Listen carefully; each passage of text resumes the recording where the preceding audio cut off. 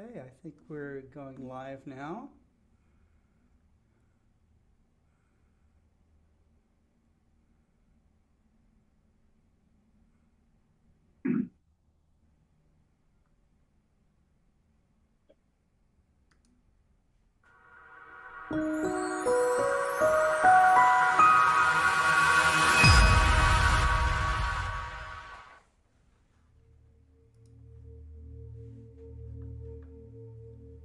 NASA's James Webb Space Telescope has taken 2 new images of the star-forming region NGC 604, located in the Triangulum Galaxy, 2.7 million light-years away from Earth. Sheltered among these dusty envelopes of gas are more than 200 of the hottest, most massive kinds of stars, all in the early stages of their lives. The largest of these stars can have more than 100 times the mass of our own Sun. Using Webb's powerful near-infrared camera, called NIRCam, the most noticeable features are tendrils and clumps of bright red emission, extending out from areas that look like clearings or large bubbles in the nebula. Stellar winds from the brightest and hottest young stars have carved out these cavities, while ultraviolet radiation ionizes the surrounding gas. This ionized hydrogen appears as a white and blue ghostly glow. As you travel further from the immediate clearings of dust, the deeper red signifies molecular hydrogen. This cooler molecular gas may be the fuel for future generations of stars that are forming. Webb's mid-infrared instrument, called MIRI, lets us see a new window into the diverse and dynamic activity of this region. In the MIRI view of NGC 604, there are noticeably fewer stars. This is because hot stars are much fainter at these wavelengths of light, while the large clouds of cooler gas and dust glow brightly. Some of the stars seen in this image from the surrounding galaxy are red supergiants, stars with low surface temperatures that are very large, hundreds of times the diameter of our Sun. How stars are born and how they interact with their environments are 2 big questions in astronomy today that are actively being studied with the Webb telescope. In this new image, Webb is showing us parts of the story of star formation that we could never see before, revealing more about the universe and our place in it.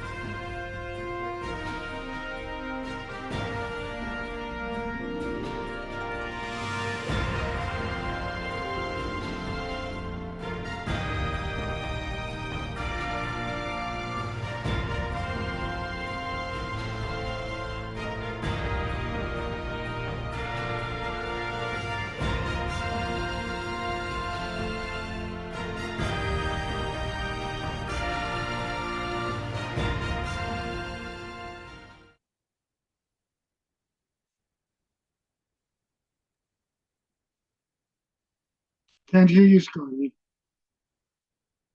How about that? You can hear me now, Yes. right? And David, we're going to bring on Pranvera. She is down in Houston today. She's about to give a presentation, and so we thought that we would give Pranvera the stage here, just right off the top here. But here we go. Pranvera, Hi, Scott. are you driving and Zooming at the No, same? no, No. I am not driving. I'm in the back seat, but it's been an overwhelming day. I am here in Houston at the Hmm. Lunar and Planetary Science Conference, Wow. It's my first LPSC that I'm attending, and generally our university encourages our students to participate every year. But however, with me as a second year PhD student at UC Santa Cruz, this is my first opportunity to come here and present my research that I have been working for the last 2 years. Wow. Uh, it's been very, very exciting, very overwhelming being at this conference because it's specifically only on lunar and planetary. With when I attended 2 months ago the AGU in San Francisco, which I also discussed with you, Scott. I joined from San Francisco, and Mm-hmm. AGU is so large that it's very difficult to navigate everything, and it doesn't only include planetary and lunar, it includes all kinds of sciences. Therefore, you kind of get lost among everything. And there is not a lot of, especially in the planetary section at the AGU, there is not a lot of publications.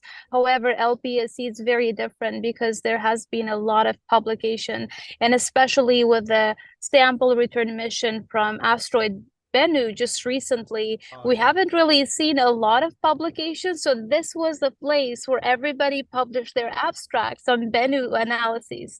And about 58 abstracts, I believe, were published here at the LPSC on Bennu sample analyses. And today was the first session that we had on Bennu samples, and I couldn't wait. So I went to that.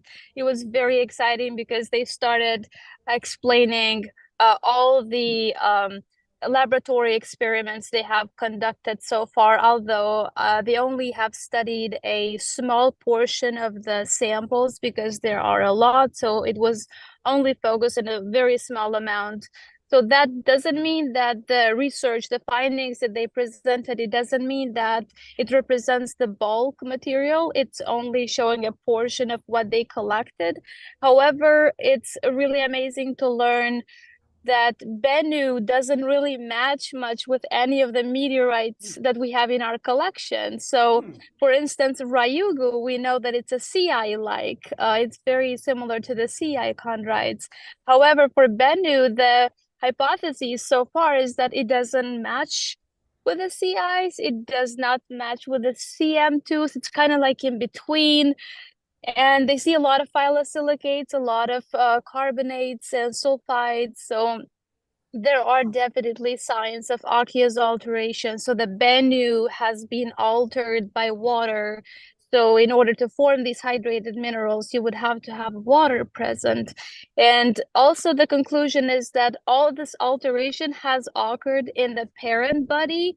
Okay. So Bennu is as a result of a collision that happened with a previous planetesimal that was highly altered. Therefore, we are seeing chunks and pieces of that planetesimal, which one of them happens to be Bennu. And also, there is organic matter on Bennu, which was um, accreted in Bennu and incorporated during accretion. So it has not really formed on Bennu, but it was just incorporated long time ago. And that's one thing that I research. It's the organics and the distribution of these organics among hydrated asteroids, and how is aqueous alteration affecting the redistribution of these organics. So I am very excited about my talk on Thursday morning.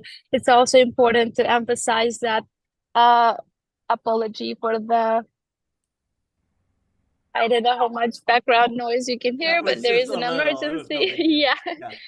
So, yeah, my talk is going to be trying to I'm gonna show the results that I have been working in the laboratory, where I have been working with different carbonaceous chondrites and Mm-hmm. also different ammoniated salts and also organic salts that I'm trying to understand the spectra, because when we look at these asteroids in space, we can see all these absorption features around 3.1, 3.2, 3.4. However, we can assume what's causing these, but when you're in the laboratory, you can tell for sure what's causing them. So I've done a lot of laboratory experiments where on Thursday I will present my data and I will talk about it more in what we have been able to understand with respect to organics and how does water and aqueous alteration affect these organics, because there has been a lot of investigation on this process and on the formation of hydrated minerals on Mm-hmm. asteroids, but there isn't really a lot of focus on the organics, and we understand that this is very important to study because they are very abundant in organics and volatiles, and they're like the precursors of life itself. So we want to understand more of how they formed and where are they coming from and how they're evolving as the asteroid is experiencing thermal heat or aqueous alteration, or how is the organics being impacted by space weathering, which is another whole different topic. Right. So there has been a lot of data presented at the LPSC, and this is just the second day. This is a conference that will be going for a whole week, all until Friday, and I'm very much looking to other talks. There, the NASA headquarters, the OSIRIS-REx team, scientists and planetary astronomers from all over United States and the world presenting their research. And for me, from someone that is from Kosovo, and 10 years ago, I could have only dreamed to be in an environment like this to present my own research. This means the world to me. And it's my first time I'm giving an oral presentation at a conference to present my data, and I am not gonna lie, I'm a little bit You're nervous, but I'm nervous. also very excited. You're going to do great, though. I know you are. So, I have a Yeah. question for you. Is there any thoughts of, we have the asteroid belt that's out there, and are there regions of the asteroid belt where there might be more organics or more Yeah. water? Is there any thought of that kind of Yes. regional? So a study by Rifkin et al. These are very recent studies. When we look at these hydrated asteroids, we can tell that they align on two different groups based on their 3-micron feature. They call Mhm. them the sharp types, which are a little closer in, and then the not sharp types, which are further out. So these two groups are thought to have formed in the opposite side of the ammonia snowline. So we have this water snow line, but there is also an ammonia snow line where the ammonia was able to condensate. Uh, Therefore, the STs, where they're much closer in, they're thought to have accreted only water. But then everything else in respect to the other group, they have accreted also ammonia and organics on top of water. So these are thought, everything that contains organics and ammoniated salts, um, yeah. it suggested that they originated in the outer solar system. And then because of the dynamic processes that took place with the migration of the uh, gas giants, these outer solar system objects migrated inwards. And that's why we see all these asteroids that are highly abundant in volatiles and organics, but they did not form where they are currently now. They formed much further out, perhaps where Jupiter is currently Oh, at that okay. distance. Yeah. And is there an area where maybe more, migrating interstellar asteroids have somehow come into this region? You mean from a totally different Totally planetary different system? solar system. Yeah, so far, the only two interstellar objects that we know of are Yeah. the Oumuamua and the Barrow, Right. the two comets, and they usually are going with such high velocities that they will just come by and leave. So if something were to come from an interstellar planetary object, probably would not be able to remain in our system to orbit the sun. But if there is any, maybe we just don't know that it originated from a different planetary Yeah. system. But we also know that a lot of comets also show signs in organic content. I'm sure David Levy, it's a much more Hmm. has a lot more information on that because he Sure. has observed comets for a long time. And I love comets. I just haven't had the chance to explore them very much yet. Um, but I'm definitely excited about this topic. I love the organic content. Although when I started my program in planetary astronomy, I never knew I'm gonna end up dealing with organic chemistry, which oftentimes it can be very frustrating, but Hmm. I'm loving it. So just the fact that I wake up every single morning and I love what I do and I love going to the lab, it just makes my day. That's wonderful. That's wonderful. So, are there other speakers that you're hoping to run into? Anyone in particular, or any teams of people that you're Yeah, really anxious to get out? absolutely. So at this LPSC, I was able to meet for the first time in person with my co-advisor from John Hopkins University Applied Physics Laboratory. That's Charles Tibbetts. He and Dr. Andy Rifkin, they're both from the APL who co-advised me. And it's been great to see him in person for the first time because he's been advising me on my research for like over a year. And just now we got to meet in person. So yesterday we Oh, spent okay. about an hour talking about other possible collaboration between us. And he is very supportive. He's been a crucial into supporting and guiding me into my research. And then I've met a lot of other friends from NASA Ames that we've been friends before, and they also came here to present their research. So there is quite a large number of people attending, but it's also a great amount of people where it's not too crowded and it's not too Hmm. hard to navigate everything. So it's like a very decent size conference, which I really, really like. Also, the location here in the Woodland in Houston, it's very convenient. Everything is nearby. The hotels are nearby, walking distance, all the Oh, that's great. restaurants. So everybody is having a really good time. And the weather is very good. Humidity is right spot. So I also wanted to emphasize that I am here both with my colleague from UC Santa Cruz. She's also a second year PhD student. We both have the same advisor, Dr. Miriam Tellis. And Okay. we also are presenting another abstract, which I am a co-author. This study that we have done is concentrating more into understanding the formation of igneous rims on carbonaceous chondrite chondrules. We're looking at these rims because they are showing an abundance in moderately volatile elements, especially manganese. But when we look at the chondrule itself, it does not have this manganese content. But the rim, however, shows this manganese enrichment, which we are not understanding what took place to make the rim enriched in this. So we're kind of taking into account different formation processes and all like post processes like that could have occurred after the chondrule formation that could have possibly led to have this rim formed around the chondrule with these elements that compensate at certain temperatures. So that's been another study that I mostly worked during my first year of PhD. And my colleague Jill, she's going to present that on Friday morning. I've got my talk on Thursday morning, so we've been practicing a lot. Okay. Well, I'm sure you'll do absolutely fantastic, and you'll come home with memories that you'll carry with you forever. So that's great.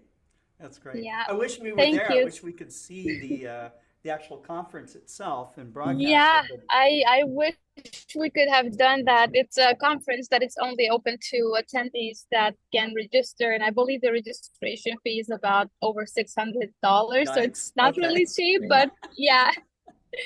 But Okay. I'm very glad to be able to join and talk to Sure. you, Scott, and share a Thank little you. bit more insight from the conference. So thank you very much for Thank the you. support that you're always willing to Well, you give too, me and Pranvera. You've done A-okay. this. So You've done this more than Yeah, once, and I really appreciate it. It's like, having the hood lifted up and into the research world here. So that's wonderful. Pranvera, thank you yeah. so much. Thank We you. have something in common. We're It's my both on the pleasure. road or somewhere while we're doing the presentation. So mobile global star party tonight for us both. Yeah, I definitely apologize for the situation, Scott. I happen to have this time very restricted, so but I hope you could hear me loud and clear. We And could thank you everybody for watching. we could We see you sure and hear could. you just fine. It's perfect, Pranvera. Thank you. Thanks. Bye, everyone. Okay. All right. So we are going to go back to David Levy and give him the stage here. Well, thank you very much, Scott, and Thank you. it's wonderful to be here. I really did enjoy that previous presentation. Me too. I'm here with two of my telescopes. Oh, The wow. long refractor is Vega, and it is mounted on the same mount as a old Celestron 90 that I observed the 1979 total eclipse with. And Wow. that telescope is called Myra. I remember Um, that mount. Yep. I used to sell I'm it not many going to years use ago. Myra for the eclipse coming up next month. Instead, I'll be bringing Cupid to observe the eclipse, that eclipse. And Cupid has become the standard telescope that I use for eclipses. For my quotation today, I'm going back to Alfred Lord Tennyson's In Memoriam, and I'm going to read some stanzas at random and ending with the final stanza.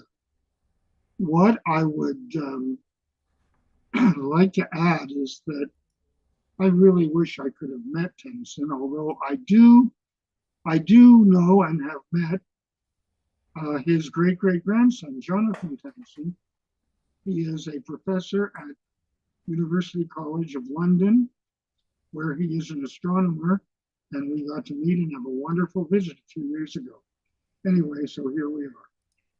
He plays with threads. He beats his chair for pastime, dreaming of the sky. I love those four words, dreaming of the sky. His inner day can never die. His night of loss is always there. The time draws near the birth of Christ. The moon is hid. The night is still. A single church below the hill is pealing, folded in the mist. And here at times a sentinel, which moves about from place to place and whispers to the worlds of space in the deep night that all is well. And all rise, O moon, from yonder down, till over down and over dale. At night, all night the shining vapors sail and pass the silent lighted town. A time to sicken and to swoon, when science reaches forth her arms to feel from world to world and charms her secret from the latest moon. Contemplate all this work of time, the giant laboring in his youth, nor dream of human love and truth as dying nature's earth and line. But trust that those we call the dead are brothers of an ampler day for ever nobler ends. They say the solid earth whereon we tread in tracks of fluent heat began and grew to seeming random forms, the seeming prey of cyclic storms, till at their last arose the man, who throve and branched from clime to clime, the herald of a higher race to shape and use. Arise and fly, the reeling fawn, the sensual feast. Move upward, working out the beast, and let the ape and tiger die. That friend of mine who lives in God, that God which ever lived and loved, one God, one law, one element, and one far off divine event to which the whole creation moves. Thank you. Wow. Wonderful. All right. Tennyson was quite a poet. That's for Yeah. sure. Yeah, very, very deep poet. Even as I went to bowl and threw another split, and this time I didn't pick it up. I was listening to the poetry for the inspiration, and So I'll be ready, Scott. I'm gonna You are finish this okay. Well, presentation you are before we on go back to now. bowl some more. So, You are you on know, the right now. theme, yep, the theme for our global star party tonight, and I see we're a little light, and you know, everyone isn't here, but the theme is a good one. It has to do with outreach. It has to do with, you know, how do we share the cosmos and all of its wonders Yep. as lay people with others? Yeah, we have How some do, really tough concepts to get across, and when they make some major discoveries, and there's even more to understand, you know, yeah, how do we reduce that down so that, you know, in an elevator in 5 minutes you can describe, you know, some dynamic or some interaction and what it means in the context of our normal daily lives, you know, so absolutely. And I've yeah, broken it down I was going to talk about the night sky photography itself, yeah. and as people are coming in and out, is ignore those sounds. But this could go for any branch of astronomy. And really, it has to do with understanding who our audience is. We go to the lay people, we're excited, we're on fire, and we may know what we're seeing in the night sky. We may know where to see the Milky Way. For instance, as a Milky Way photographer, we Hmm. we see things differently when it comes to astronomy.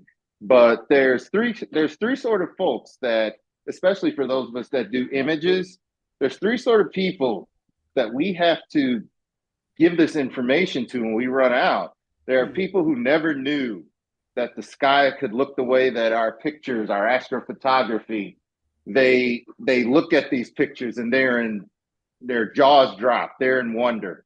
Wow, is this for real? Yeah. And you know, nothing highlighted that better than when the JWST first released pictures that it took of various regions. I remember two of them being the Carina, one of the areas in the Carina Nebula, and the Stephan's Quintet. So this would be we have to corral people's enthusiasm about what they're seeing and tell them yes, it's real. And what questions do you have? We have to be ready to answer some questions about it. Two, we have people who see images of the night sky and all they see are images, and they say, I want to capture images like that. What do I have to do?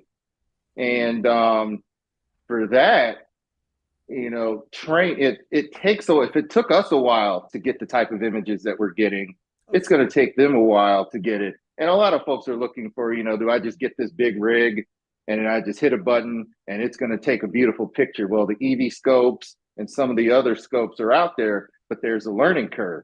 My recommendation is to ask questions. What is it you like about the night sky? What do you want to do with the pictures? You know, get them to discuss their fascination. And in three, really quick, because it's almost my turn once again, Scott and David, Okay. always good to see you. You've got ever growing skeptics out here. We've got guys that'll look at pictures and they're going to say, did you doctor those pictures? Well, those pictures are fake. You know, this is fake. Sky's fake. You know, flat earth theory. You've got folks that are looking to challenge our Right. love of the night sky and challenge our knowledge of the cosmos. This is a good time to let them do the talking, disconnect, do not get into an argument because I guarantee you it doesn't, when you're dealing with an imagination and someone who's so sure that they're right and loves the challenge, you're Yeah. not fighting on equal or fair footing. So just listen to their theories, and remember, science is not about being right. Science is about being willing to listen, to try theories, to collaborate, see what it is, what's going on out there, Yeah. and then say, this is our best guess for now. We're going to continue working on it. We're here to deepen and broaden our understanding and appreciation for nature, not winning a contest. It's not necessarily the goal of science. So with that, Scott, I am Okay. going to step away, throw another Our shot, cosmic bowler continue. here. Yes. Cosmic Bowler, the name of the bowling ball that I'm using. You'll love this, David. It's called the astrophysics. And the that is the name of the bowling ball. It's the Really? astrophysics. Yes. And maybe on another, because we do another show, I'll actually show the Yeah, you're bowling gonna have ball. to show it. Yeah, that's Yeah, pretty so that cool. look forward to that, and to look forward to more pictures as the skies get clearer here in Michigan, as the Milky Way is rising. Real quick, all you Milky Way photographers, between Oh 4 yeah. and 5 a.m. on Eastern Standard Time, we're getting Milky Way rise. And it's actually because of daylight savings time, it's probably more like 4 a.m., 3 to 4 a.m. So if you're an early riser, you can see our majestic core coming up in the southeast. If you are on the southern hemisphere, I'm not sure where it is in the southern hemisphere at this point, but we're rolling around to where the Americas are facing the galactic core around 3 and 4 in the morning. And so if you love the Milky Way, seeing it, observing binoculars, it's coming back. So with that, Scott Love DeVee, that. I'm Yeah. going to try and finish this game out. Thank Okay. you for having me. And as always, whether I'm bowling or not, I'm always willing to come join my friends on Global Star Party. Well, Thank good you luck, all and have a Adrian. good evening. Thanks, man. Okay. All right. So, well, our next not speaker, but our next astronomer that we're going to focus on, David, will be Galileo, and he was the first guy to, I think he was the first guy to actually give demonstrations with the telescope, and at least to a group. He is among the first to develop a telescope that had higher magnification. Um, and he's certainly one of the first to publish his findings, his maps of the moon. But he went much further than just doing the moon itself. He did sunspots. He mapped out the orbits of the moons around Jupiter, and many other things. But this particular video that we're going to show has to do with his fascination with the Milky Way itself. And so I've always been fascinated with the Galileo because of how quickly he manufactured his own telescope. He had heard about the telescopes being made, with some of the Dutch eyeglass makers. They weren't called telescopes at that time, but they were low power spotting scopes is what they were. But he experimented with different lenses and stuff and changed out lenses until he got about 30 power out of his telescope, and this allowed him to see craters on the moon and a lot of other features that no one else had ever seen, which I thought was totally cool. Um, David, do you have any special fondness for Galileo? Oh yeah, I know enormous. It's one of the people that I wish I could have known. Um, he was a contemporary of Shakespeare. He and Shakespeare were alive at the same time. Oh, I don't know if the two of them ever met, but I can pretty much promise you that they would have really enjoyed each other's company. hmm. I do know that Galileo did meet John Milton, and Milton was kind of a bit of a rebel himself. Mm-hmm. Wanted to visit Galileo and was told, when you go to Italy, make sure you visit Galileo before you get to Rome. Because when you get to Rome, they're going to order you never to visit Galileo, who is Oh, held in prison at his home. And so he went to Milton, and Galileo was very upset when Milton was there because he had just learned that his daughter had died in the convent that she was in. And it was oh, uh-huh. really, and they talked about that a lot, but they also talked about his work. And when John Milton got back to England, he wrote a little treatise called Areopagitica, and he talks about Galileo in there. And they put him in prison for daring to think about other people. about other lands and other and and the fact that the sun is not the center of the universe, that the Earth is not the center of the universe, Hmm. and he wanted to prove that there is a sun-centered universe, and for that he was sentenced to life at his home. Milton wrote that, and then I think he told Galileo that he was working on a epic about the creation of the world. And that epic came out years later, was called Paradise Lost. Hmm. And he has a lot of angels talking in there, and only one human being, I believe, in the entire 12 books of Paradise Lost. And Scotty, do you know who that human being was? No. That's Galileo. Galileo. And he mentions Galileo by name in Paradise I Lost. see. I He's see. the only one. And Milton was really impressed with that. Anyway, I've talked too much, and back to you. No, it's great. It's all good. I want to recognize some of our audience today. We've got Jim Mosley watching. Ed Gunther, your friend Ed, is watching. Our friend Hello, Ed. yeah, Caesar Brolo is in the background there. He's going to be on a little bit later. Adrian Norwick is watching. John Ray says hello from Cornish Flat, New Hampshire. Just returned home from voting at a town meeting. That's good. Moon Lovers is watching on Facebook. Barbara Harris, supernova discoverer Barbara Harris is there. She says hello.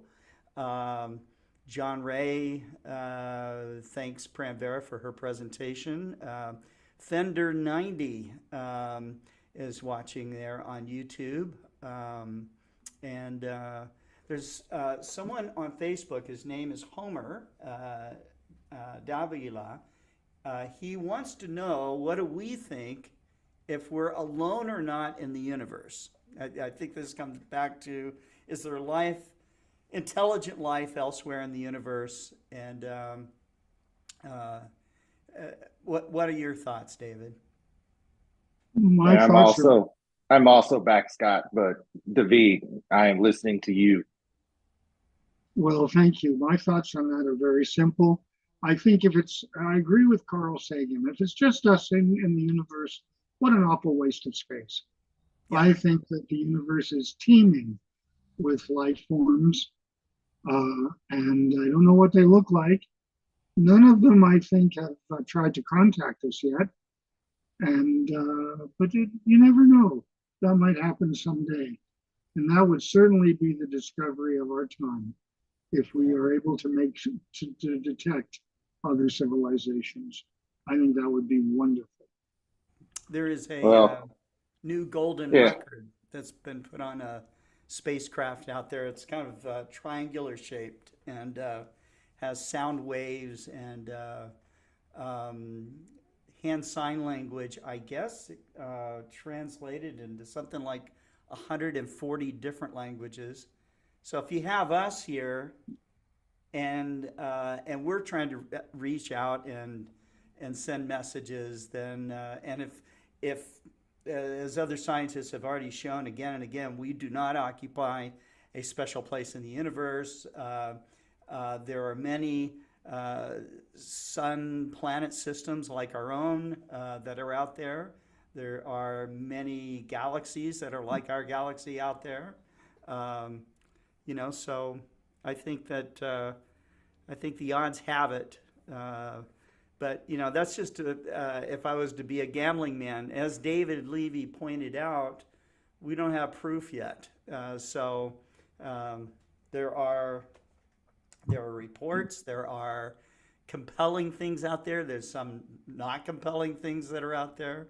I think that the scientific community, NASA, has just now come out and said that they don't have irrefutable proof of UAPs or UFOs. So, but it may just be a matter of time. So. And speaking of the moon, Scotty, there's going to be an eclipse coming up.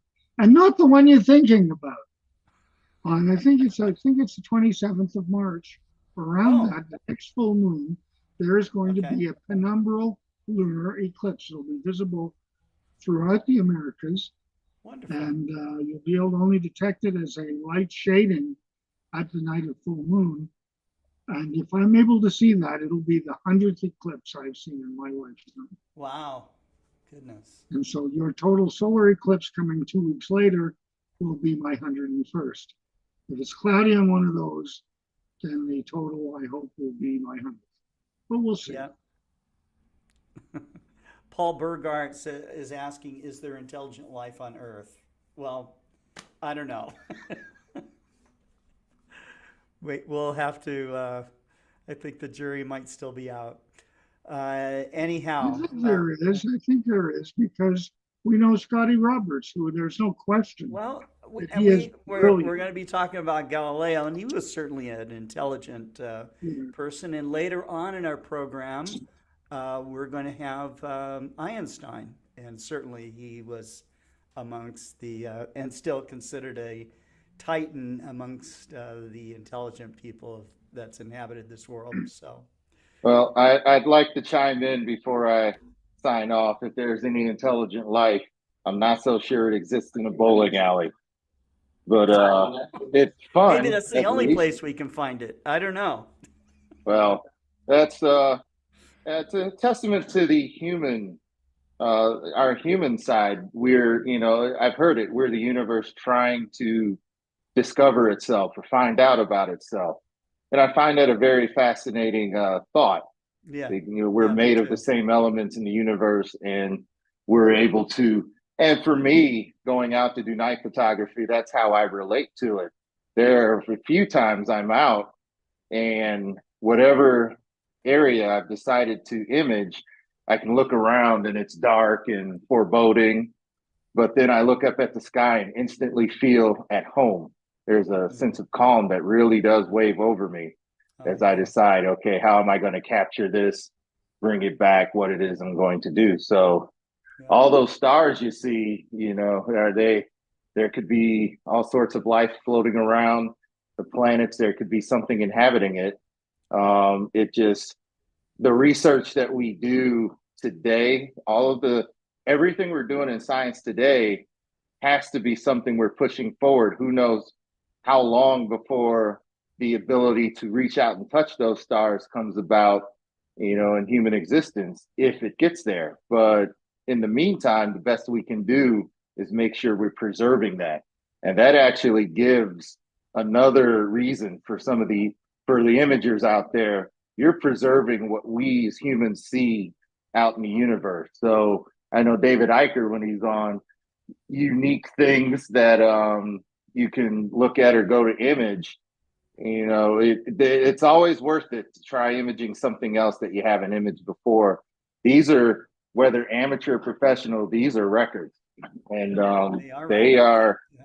And They seeing may something turn out to new be is, very important. is exploration, so Yeah, at least for depending you. on Yeah. depending on our night skies, and if they degrade, then guess how important our images are today. Years and years down the line, if a condition develops on Earth where you can hardly look up anymore, we've got pictures and things for the inhabitants to be able to refer to. So there's I tend to put a lot more importance on pictures than just being pretty.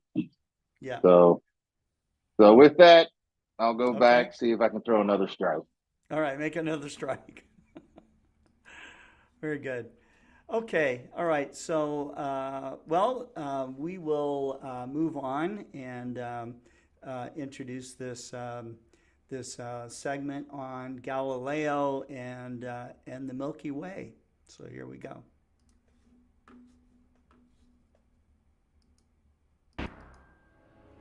The Milky Way, a shimmering ribbon of stars in the heavens, easily visible on clear moonless nights away from city lights.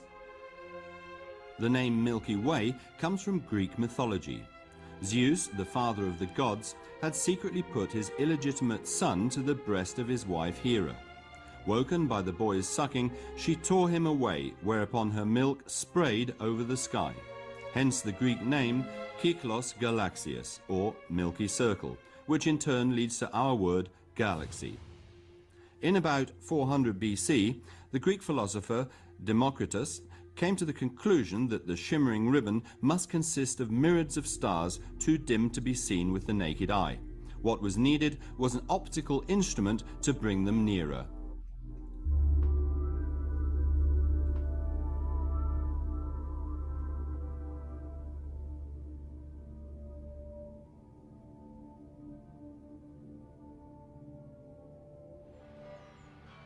The telescope was invented in the small Dutch town of Middelburg on the island of Walcheren in the early 17th century. Middelburg was known far beyond the borders of the Netherlands for the quality of its opticians.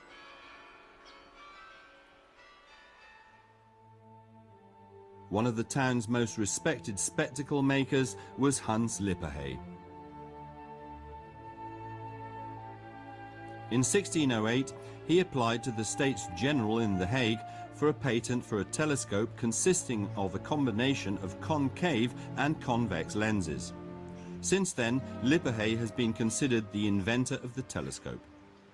However, the fame of the instrument was due to another man, Galileo Galilei. He was born in the Italian city of Pisa on the 15th of February 1564. His father sent him to study medicine, but he was vehemently opposed to the obsolete medieval points of view he encountered, and made no secret of his contempt. Instead, Galileo found intellectual fulfillment in mathematics. At the age of 25, he was appointed professor of mathematics at the University of Pisa. In the spring of 1609, Galileo, by now a professor at the University of Padua near Venice, heard about the new magnification tube that had been invented in Holland. Clearly, someone had also told him how the instrument was made. Soon, Galileo had not only copied the device, but improved it. Gradually, he achieved better and better magnification. This achievement was admittedly due less to his own knowledge of optics than to the precision work of the Venetian lens makers who supplied the respected professor with his instruments.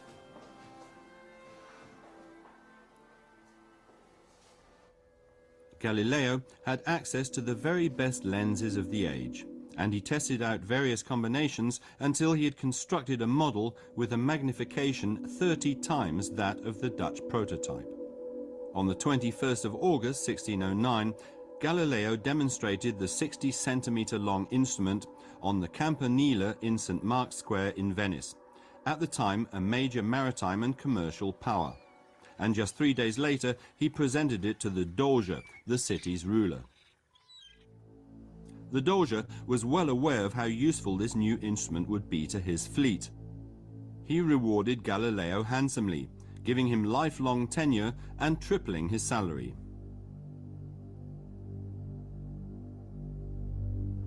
In the Dutch, or Galileo telescope as it is also known, a convex objective magnifies the image by concentrating the light. The rays of light are directed towards the eyepiece or ocular, which consists of a concave lens. The concave lens spreads the rays out again, so that they are parallel when they reach the eye.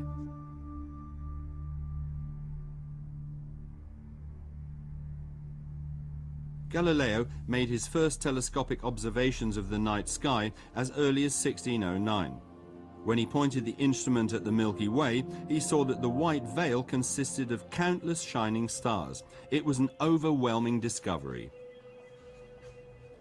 Galileo documented his observations, which were later published in his work Sidereus Nuncius, or Stellar Messenger. He wrote, "The Milky Way is nothing other than a collection of countless stars in great accumulations. For wherever one looks, the eye is immediately confronted by a huge number of stars."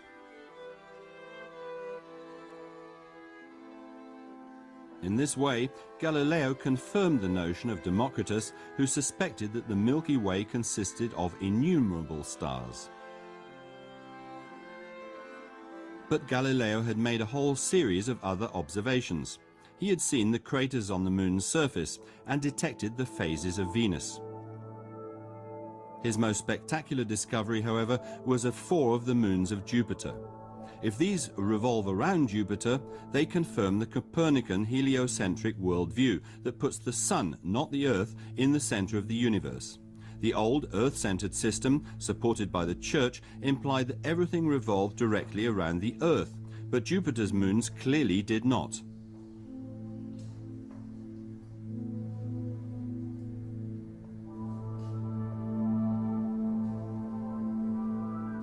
The discovery of the moons of Jupiter was therefore a thorn in the flesh of the Church. Galileo was well aware of the danger. In 1616, the Holy Inquisition warned him not to propagate the Copernican system any further. However, he continued to advocate the heliocentric worldview, was put under house arrest, and finally forced to recant. Eppur se muove. But the Earth does move, Galileo is said to have murmured these words as he left the tribunal. Humiliated and disappointed, he abandoned his astronomical studies. The Milky Way was largely forgotten. Most astronomers in those days were interested almost exclusively in our solar system. The next man to take an interest in the silvery ribbon in the sky was a philosopher, Immanuel Kant. In 1755, this German scholar proposed a theory which assumed a disk-like accumulation of stars. We are within this disk, and when we look along the equatorial plane, we see innumerable stars, the Milky Way. He also assumed that the Milky Way rotated around its own axis, just as the planets revolve around the Sun. But as luck would have it, this early work by Kant disappeared from view when his publisher went bankrupt. It was not until the German-born English astronomer William Herschel built large and powerful telescopes that the Milky Way became an object of scientific interest once more.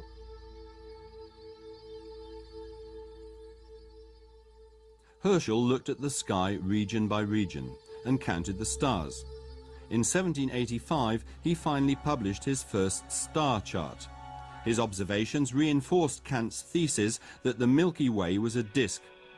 According to Herschel, the Sun was in the middle of a lens-shaped structure whose diameter must be 4 times its thickness. In saying this, he was for the first time giving the Milky Way a definite size. For a long time it had been thought to be infinite. Herschel deduced the distance of the stars from their brightness. The results were distorted, though, by the enormous clouds of dust and gas which he had not allowed for, even though they absorb much of the light. The actual shape of the Milky Way was finally identified by an American astronomer, Harlow Shapley, at the start of the 20th century. Shapley worked at the Hale Observatory on Mount Wilson, which at the time had the world's most powerful telescope. While observing, he came across what are known as globular clusters, very dense accumulations of stars in a small space. He succeeded in determining the distances of 69 of these clusters. As the globular clusters were further away than any other visible stars, Shapley assumed that they formed the outer fringe of our home galaxy, the Milky Way. Because of their distribution and their position relative to the Sun, he concluded that the Sun was not at the center of the Milky Way, but rather on the outskirts. Shapley thus literally broadened our horizons, even though he overestimated the distances involved by a factor of 2.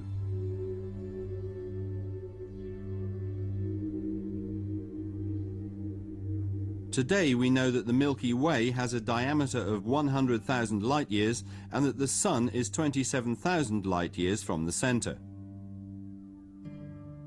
Shapley's mistake led him to the belief that the Milky Way was indeed the universe.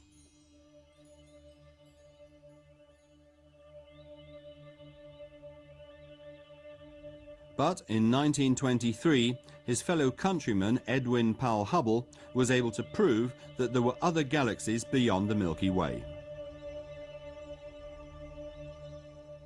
Basically, there are three types. First, irregular galaxies with no clearly discernible structure. Then there are elliptical galaxies.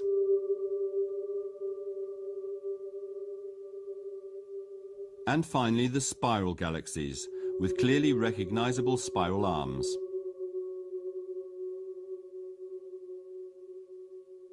Most of our neighboring galaxies, like the one in Andromeda, are spiral galaxies rotating about their own axis.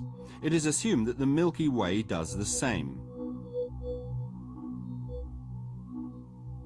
In fact, by observing the speeds of the stars, it can be shown that the Milky Way does indeed rotate. The speed of rotation first increases as you go outwards, then falls off again towards the edge. This differential speed is what causes the typical spiral shape.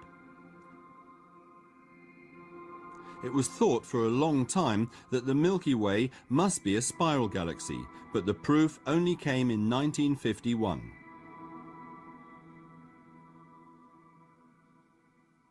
Walter Baade, a German astronomer, had discovered that certain particularly luminous stars only occur in the spiral arms. The American astronomer William Morgan searched our own Milky Way for regions in which these bright stars occurred. By 1951, he had evaluated the distances of the regions he had investigated and compiled a map. The result is an image of the Orion Arm on whose interior the Sun is located. And also of the Perseus Arm, which runs parallel to the Orion Arm. Only it is another 7,000 light-years further away from the galactic center. Morgan also found indications of a Sagittarius Arm. Looked at from above, the Milky Way resembles a windmill. The individual spiral arms are quite clear. They are also the birthplaces of new stars, which coagulate from dust and gas. Our Milky Way contains some 200 billion stars, and in between there are huge clouds of dust and gas which obscure the view.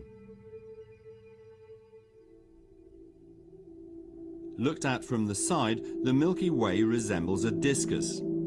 It is surrounded by the so-called halo, which shows the size of the Milky Way when it was still a ball of gas.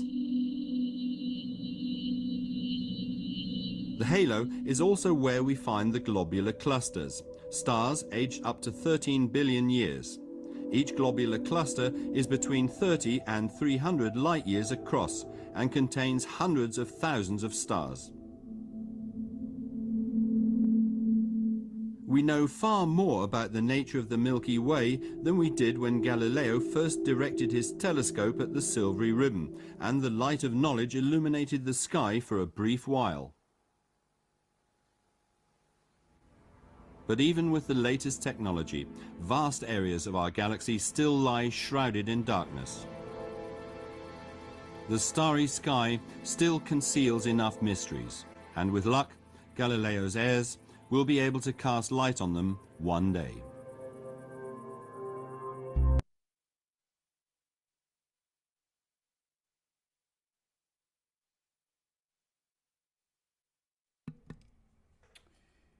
And that is that program. So that was, I was able to find that video on a website called archive.org, and you can find programs like that and many others that are available for you to share with your friends or your astronomy club or classrooms, that kind of thing. So. I did not know that Galileo was making studies of the Milky Way itself to that level, and it is really a shame that he gave up much of his studies in astronomy. I wonder if he put it away altogether, but as they say, but I can't. I would still think that Galileo did things secretly, so. On any account, David, we are at the point where we would normally have someone on from the Astronomical League. Terry Mann was trying to make it. She is in Alaska at this moment, and she's there studying aurora. I hope that we get to see some great photos and stuff. But she's far into the woods up there, in a very remote area in the middle of Alaska near Fairbanks. And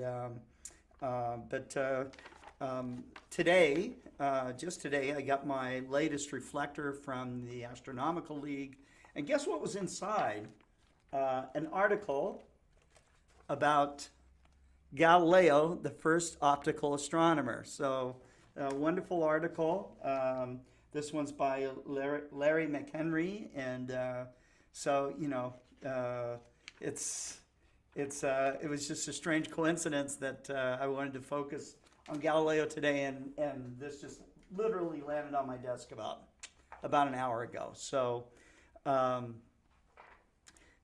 any account, we will move on to our next presentation here, which will be about the Hubble Space Telescope. The Hubble Space Telescope now has been with us for, I think, almost 40 years at this point. So we're coming up on a number of decades of amazing discoveries with HST, and it's not over. So here's some more recent episodes from the Hubble Space Telescope.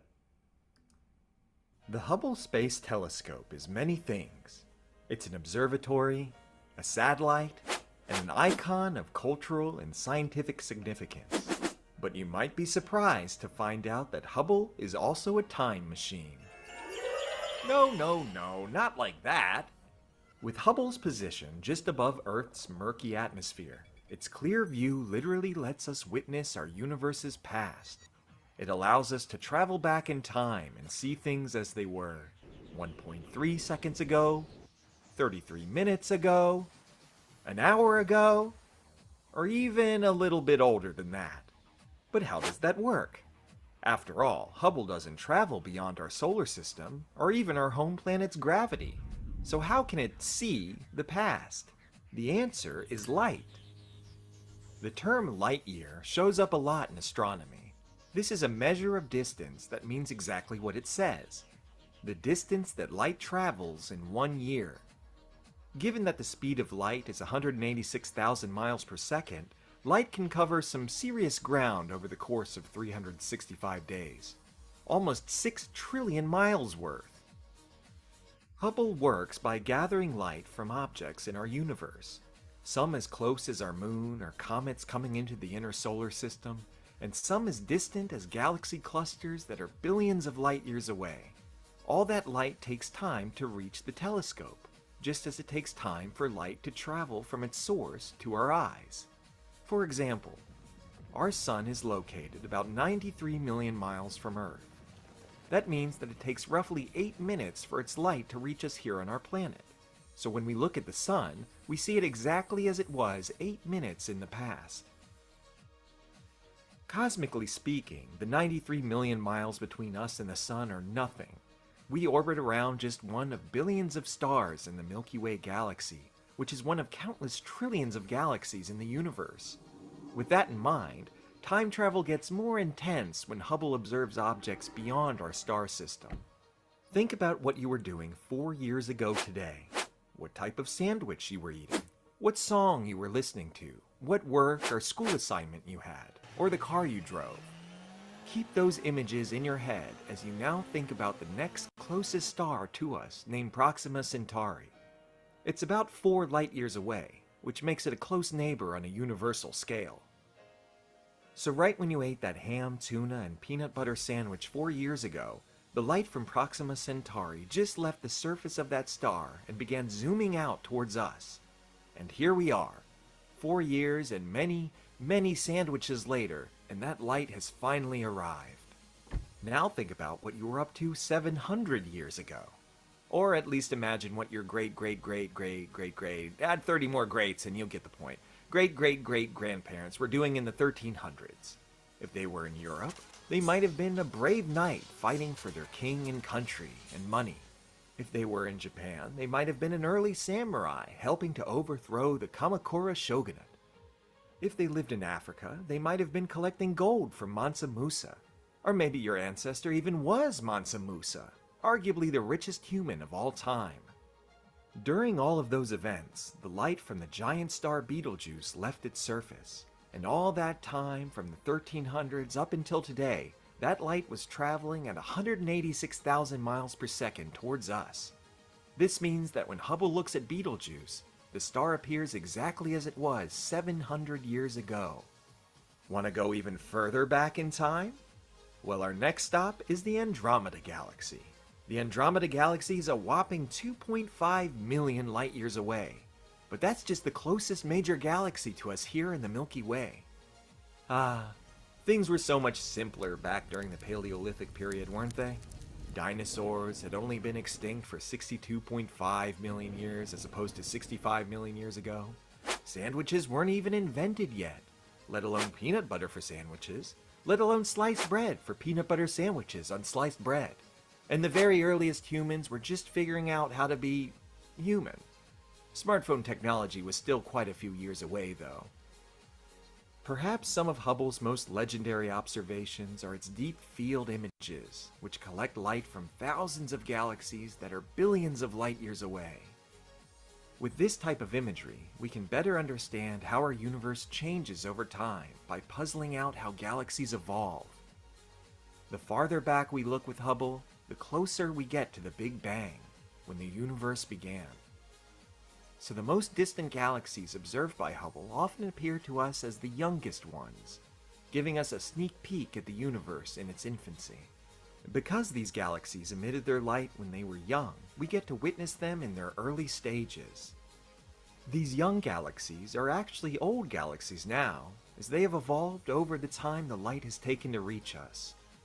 Hubble has observed galaxies as far back as 13.4 billion years in the past.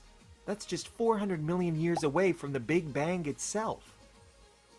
So hopefully you've enjoyed this time-traveling trip with the Hubble Space Telescope. But remember, you can time travel all on your own without a fancy space telescope as well. The next time you're outside at night, remember to look up at the stars.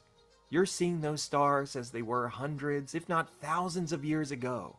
Those photons of light have been traveling very far and very fast over a very long period of time to reach your eyes at that one special moment.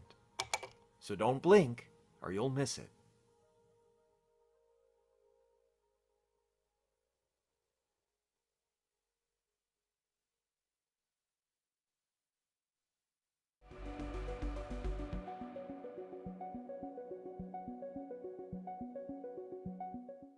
This is an image of something called the antennae galaxies, discovered by William Herschel, about 45 million light years away from our Milky Way. These are actually two galaxies that are in the process of merging. They will end up eventually as one bigger galaxy. We have the privilege of catching it with this brilliant Hubble Space Telescope image during the process of merging. So what you can see here is a lot of activity. First of all, you see a lot of light. This is from starlight blended together, and you can see the core of one galaxy and the other down here with a lot of blended starlight. But you also see disrupted structure. You know, a few 100 million years ago, these were two separate spiral galaxies. Now they are in the process of merging, and that spiral structure has been disrupted by the gravitational pulls between the two galaxies. And not only that, but that disruption has stirred up a lot of the gas and the dust that were within each of the independent galaxies. And that stirring up actually compresses some of the gas and incites new star formation at a very vigorous pace. So the bright purple light here that we see all around this pair of merging galaxies are nebulae that are really very energetically forming stars. Their light is ionizing the surrounding gas. It's creating these beautiful colors. You can also see lots and lots of dust in these regions as the galaxies merge. So we call this a star burst because it's a burst of star formation that's being incited and excited by the merging process of these two originally independent galaxies. There's so much material in this starburst process that's being compressed that it enables not just individual isolated stars to form, but whole clusters of stars to form. And that creates a lot of energetic radiation that can then light up the surrounding gas that's left over and just makes for a brilliant picture of vibrant star formation. So catching this in the act with Hubble, I think, is a wonderful gift and achievement, and I love looking at this picture for that reason.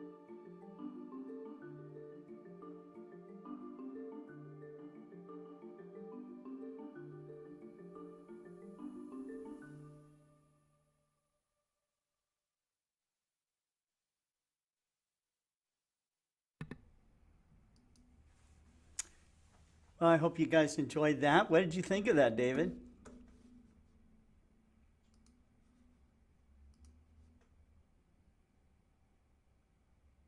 You are muted at this moment. Okay, There we go. was both really very interesting.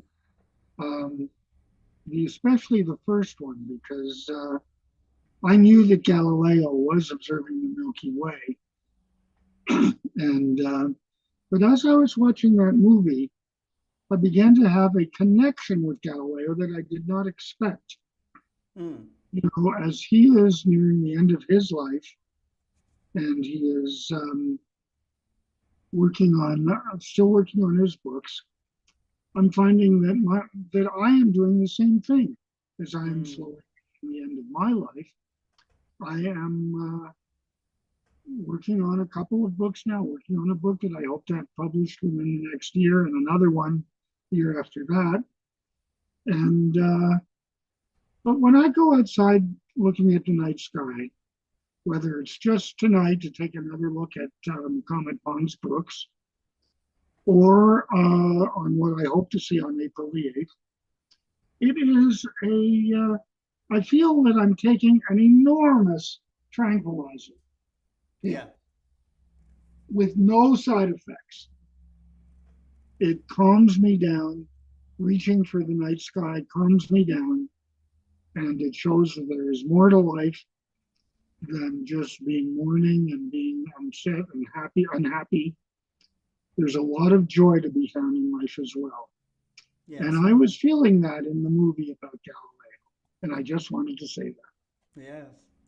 I'm glad that you pointed that out. The effect of wonder and awe that people experience when they can get it through astronomy. Of course, all of us that are astronomers can relate to this, but people who are hikers or divers or explorers of various types, once you experience that sense of awe, it is some things happen, and things that are really good for you, as far as calming you down, as you said, and letting you decompress. And we all need that. The scientists actually study this what they call the science of awe, say that humans need to experience it in a profound way about every 2 weeks, and I think that amateur astronomers are lucky because we can look up at the sky anytime, whether it's cloudy or not, and understand that there's a universe out there and be utterly blown away by the infinite possibilities of what exists out there. One thing I want to tell you, because I'm going to forget this in about 2 seconds, I have an idea for a future theme for a future global star party. And what I usually do is I have these wonderful ideas, and then I forget about them. Then you forget them. But before I forget about I'm writing this down. The one that I have in mind is changing perceptions. How Clyde Tombaugh felt when he discovered Pluto, compared to how the modern astronomers tend to feel when they go inside and discover a new planet based on data that they have on their computers. I feel that a lot of the magic is gone. And I think it's probably worth it a future global star party to discuss these changing perceptions of the universe. And another idea is simply one word: discovery. Ah, something you've done quite a bit of. So, A little bit, yes, sir. but there's a feeling about the night sky that is not taught very well in university courses these days, or Yeah. high school courses. It is a sense that we're a part of something bigger. 30 years ago in 1994, we were talking about Bill Clinton was president at the time, and we're talking about Kosovo and about other things going on that year. Oh, yeah. But for 1 year, for one week of that year, our entire world kind of stopped. We looked up into the sky at the planet Jupiter to watch an amazing collision of a comet with that planet, which Oh, really yeah. took our minds off of this planet and focused it on another 30 years ago. And then that was over, and we came back to worrying about other things. But anyway, just wanted to suggest that. Okay. So I gave you Those are two great. titles now. Those are great suggestions, and they will become themes of future global star parties. Thank you. Thanks, Scotty. Yeah. Well, our next speaker is Cesar Brolo from Argentina, and Cesar is with us right at this moment. So let me bring you on. There you go. And you're going to be telling us about the annual star party that goes on down there.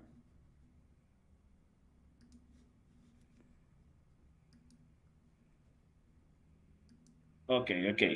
Now, can you Yes, hear we can me? hear- Yes, we can hear you. Yes, I had, sorry, I had a last moment problem with my internet connection. I don't know why, but well, it's ready, it's working. Well, I have a presentation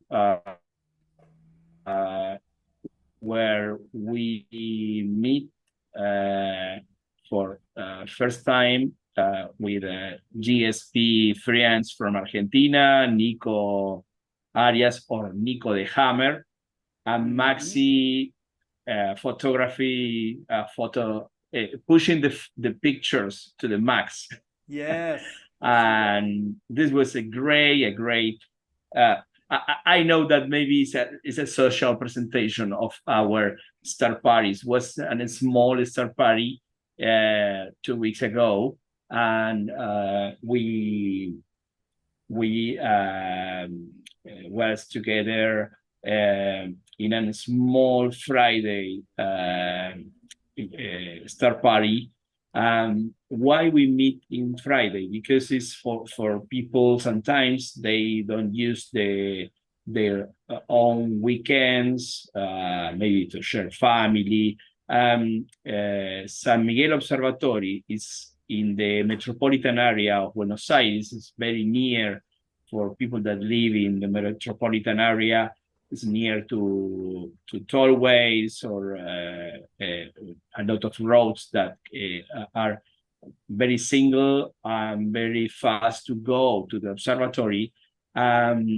We are making these star parties at least one Friday per month to, for example, to practice with equatorial mounts, with software, with astrophotography. Of course, that is in a sky that is not great, it's not perfect, it's more polluted area, not so much like my home, like the city, the balcony. Tonight is a rainy day, impossible to show something from the balcony, but we are making these star parties one Friday per month, in San Miguel Observatory, where we are a part of a foundation to restore the observatory. You know many times that we was working in the observatory with a telescope that had more than 120 years old. We are having more and more things, working more,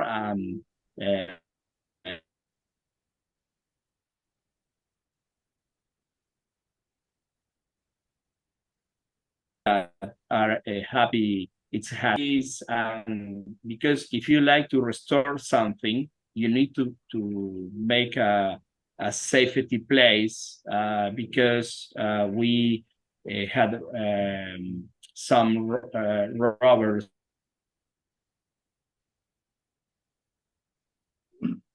the past for parts of the size eco refract, more safe place. Well, I share a screen and I'll show you.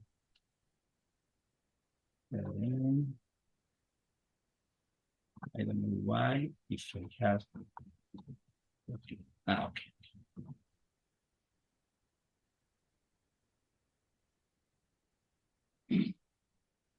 Well.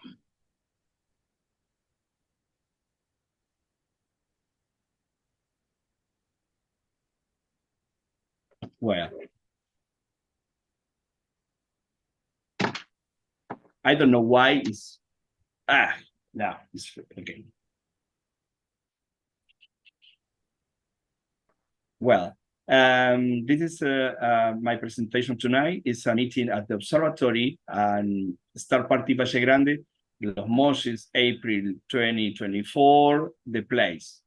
I'm presenting tonight only the place where it is, traveling by Google Maps and light pollution maps to show where is the new place for our Star Party. But first of all, I like to show you the presentation for this,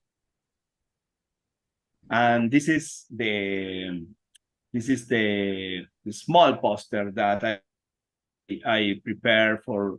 Of course, that is for WhatsApp and invite few number of people for this first experience.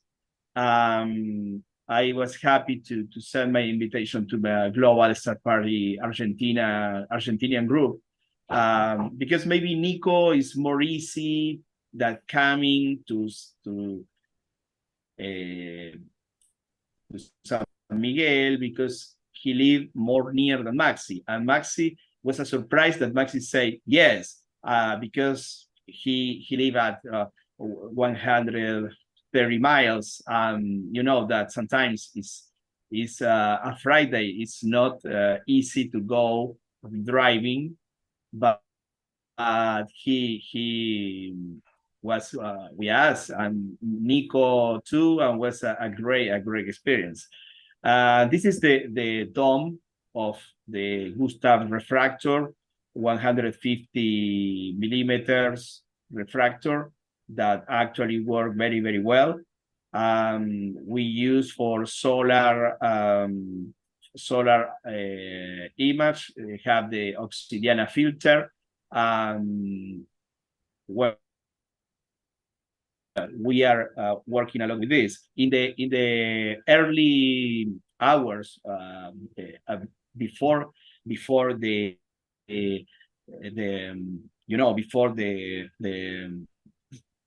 meeting. We work with Santiago Mayesi cleaning anthill inside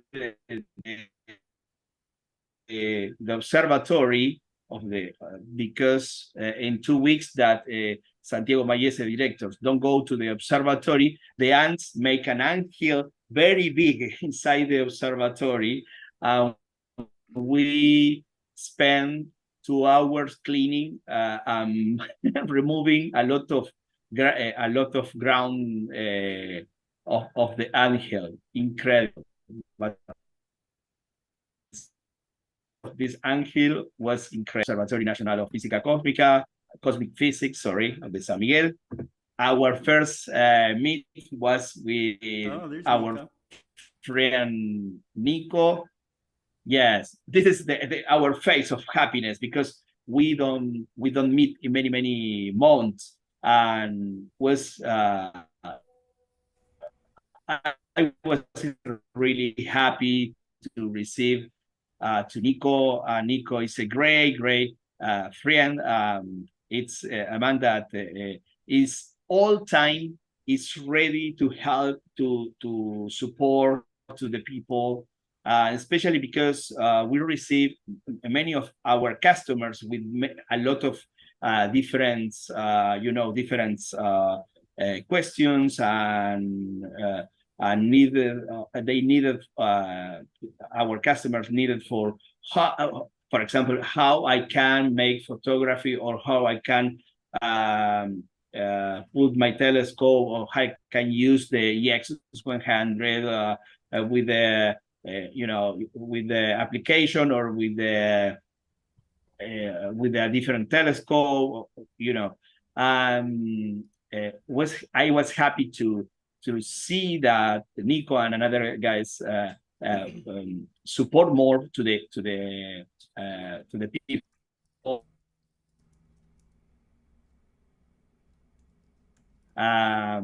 making a moment, and this was excellent. Well, for example, Nico here is helping to assembly an old Celestar A, very old, from the 80s. Maybe it's familiar for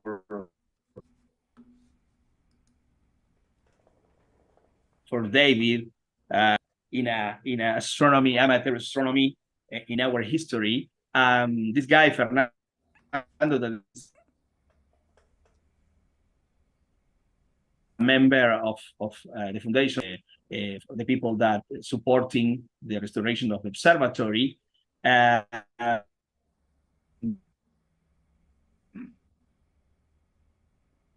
He was happy. Of course, it was not first live really, but he bought this from a man, from an old man, and say, okay, I have one of these, and this was in an excellent conditions. Fernando collimated himself.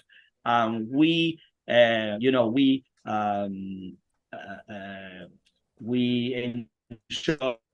a lot of moon and some nebulas image. We use this telescope only to watch some things. We use Explore Scientific eyepiece that this guy have, because I sell him, and really was a great was a great experience. Something that was happy and fun, that Maxi, when stopped and finished their home, he sent us he sent us pictures from him. Of course, when it was safe to send pictures. I'm coming.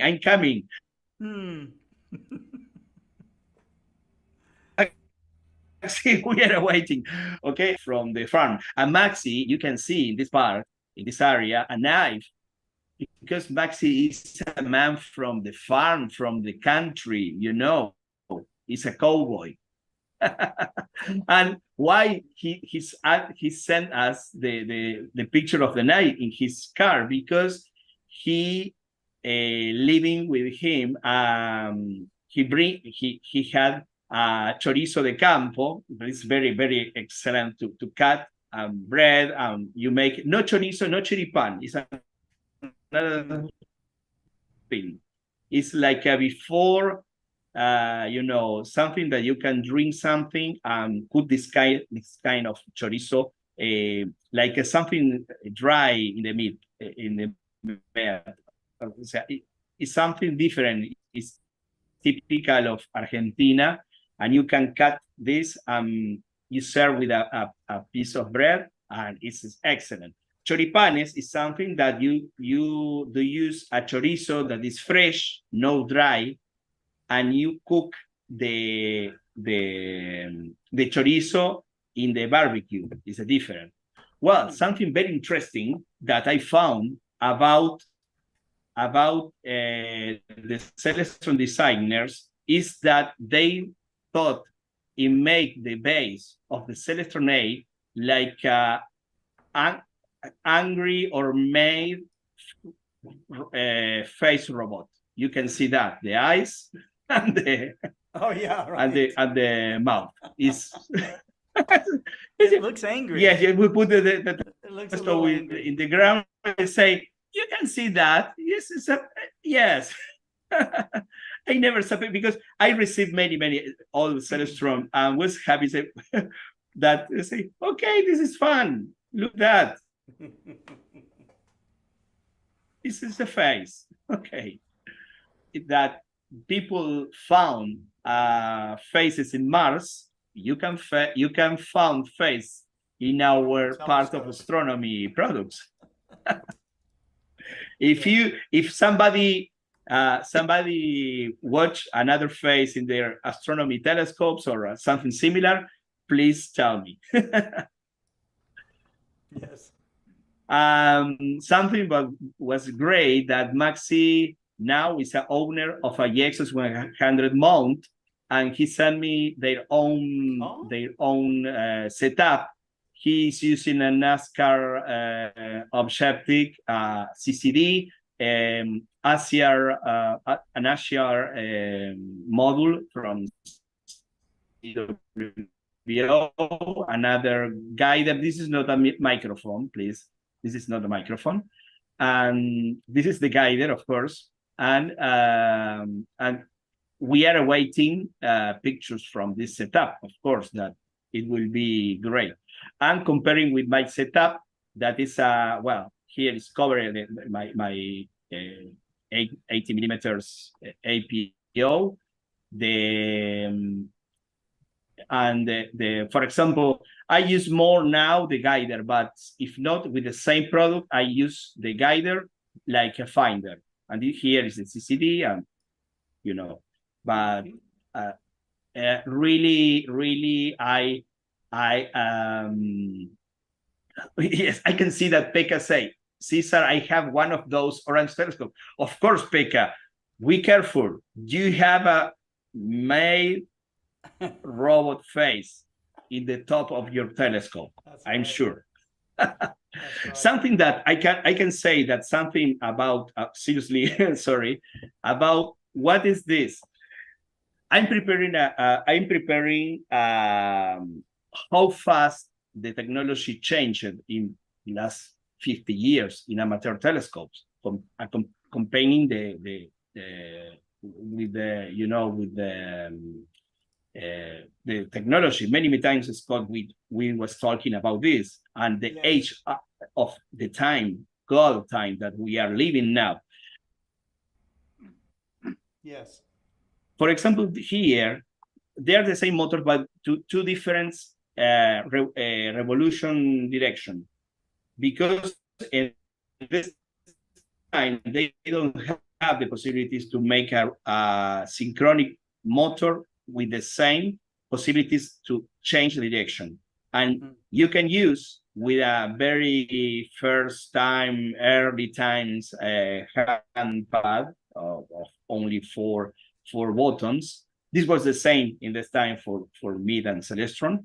I don't know if Mid used this, but in the early 70s, the more normal was using two synchro motors with different directions, because if not, you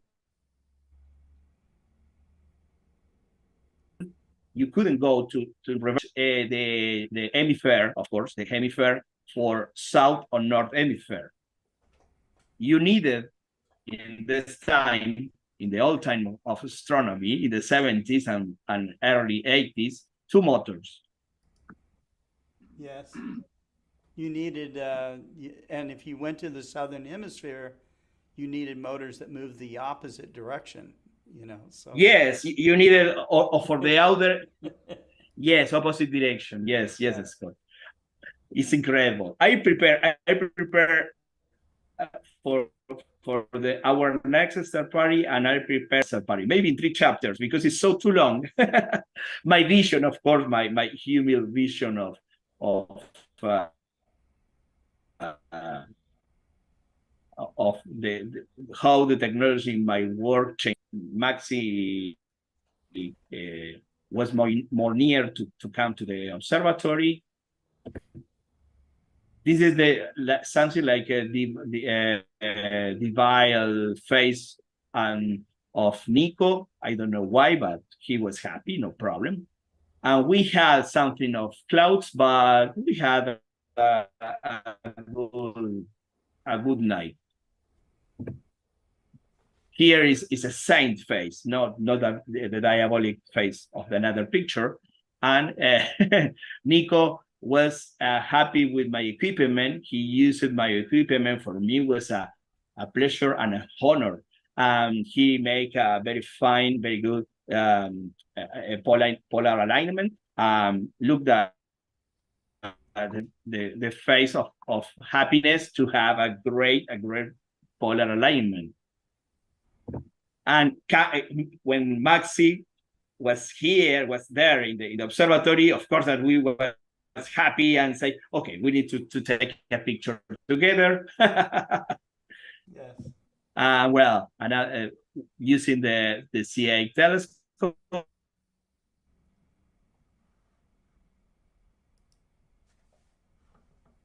Maxi and Nico happy to see, because when a real life Maxi and Nico, and I really enjoy watching them. I say, oh, these guys, we are not in the screen, we are in the real thing, you know. I really I enjoy it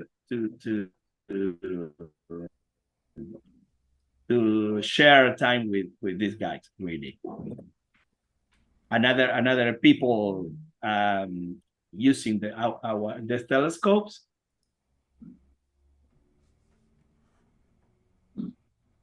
Wonderful. It looks like you guys had a great time. Yeah. Yes, absolutely. And this was part of the members of the foundation.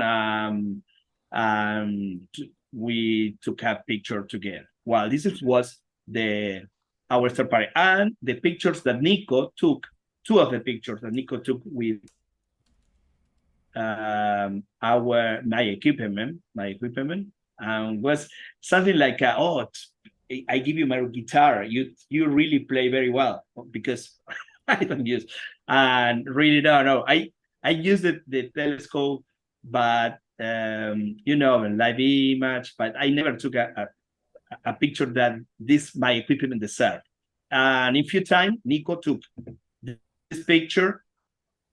Look, that processed by my son Agustin. Beautiful picture, and it's in a really not a polluted area. Fantastic. Eta Carina, yes, fantastic.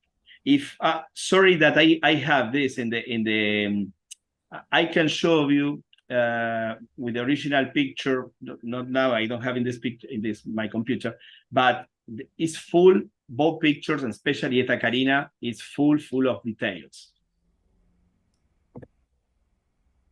And well, this is all about one of the most amazing things to see in the southern hemisphere. That's for sure. Oh yes. He Nico took a lot of pictures of global clusters, open cluster, because the area of Carina and Vela constellation is so how do you say, it's full of interesting objects. And I'll show you in very fast the things about. Let me show you. I change Google Maps.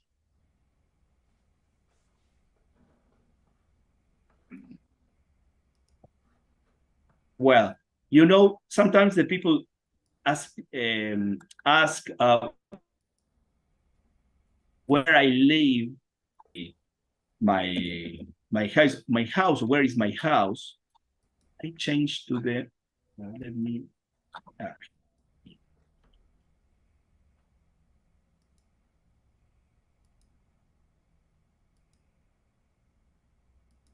Okay. This is my.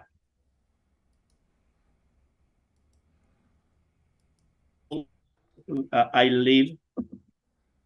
I have a horrible connection tonight because we had a lot of stormy day today, very strong, with flood part of the city or the metropolitan area, and really we maybe it's why we have this problem of wow. I never here. Wow, this is where I took the picture. My house is in this area. Okay. When I go to the roof, let me show you. When I go, yes. No, it's not so big, but it's near to here. Sorry. We need to give time to this.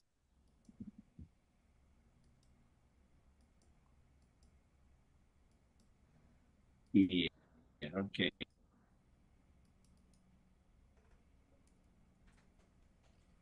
This is where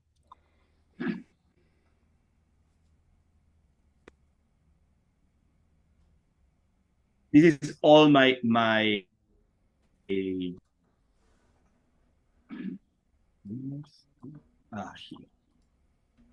Sorry that I missed in my own neighborhood.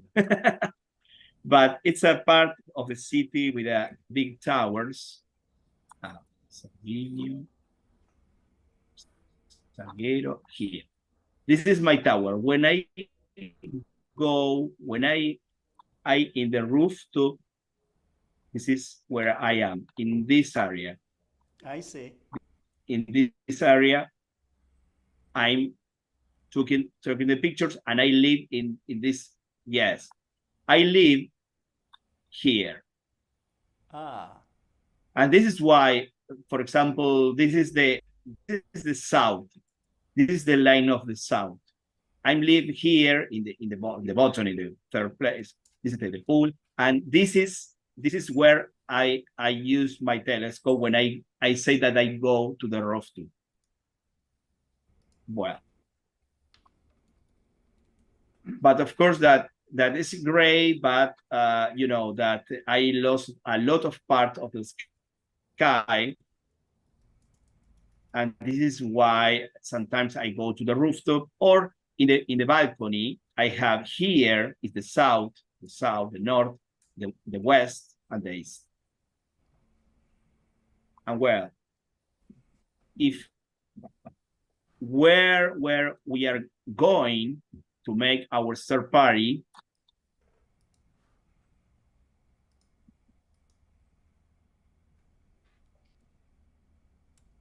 you see the picture of the Uruguayan plane that fell in the Andes.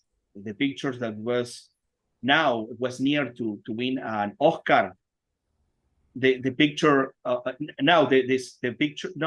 sorry, the movie.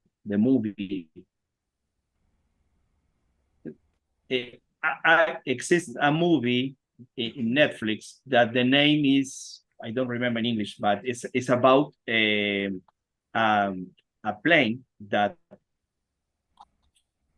fall in the Andes with the Uruguay's national selection of rugby. Team. Yes. Do you know Yes, I saw this movie. In the national team? Yes. this was in the 70s. 70s, right? We are, yes, this is for by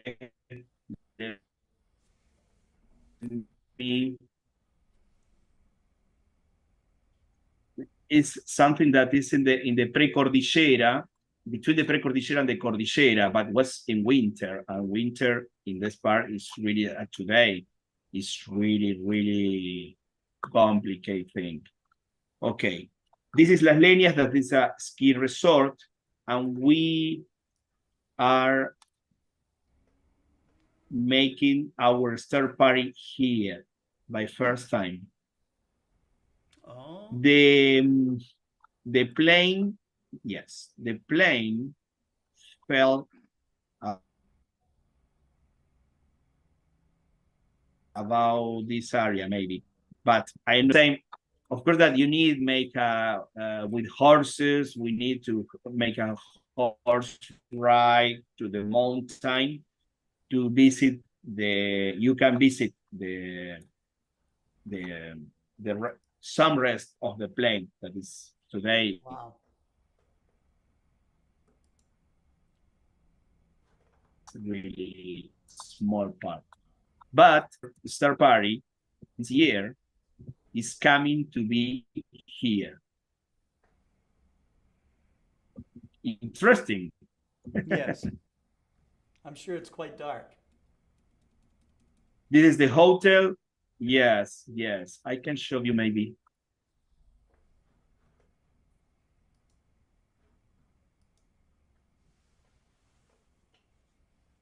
If I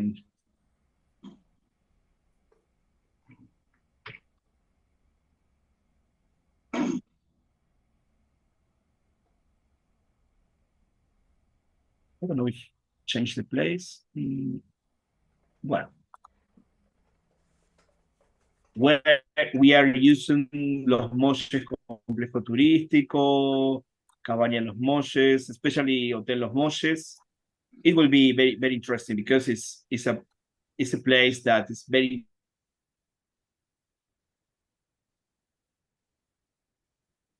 thing. You can see it's so beautiful place near to the Cordillera de los Andes. We are coming from San Rafael Airport. Maybe San Rafael is the place where normally we make the here.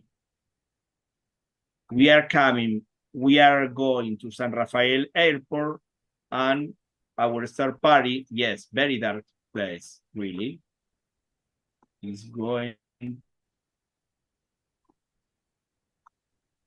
It's so complicated place here, sorry. It's very interesting. We are going by the 40 and took this road. It's like a canyon. And we are going by this canyon. Laguna de Línea Encantada is very interesting. It's very interesting place. This is the Las Leñas River.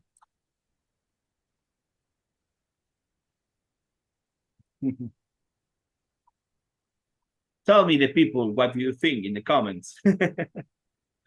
These guys are crazy, maybe, they say. Well,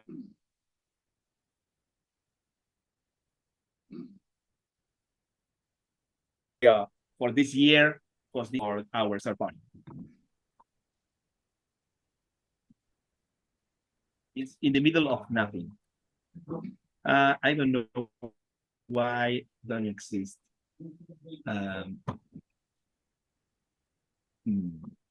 Well,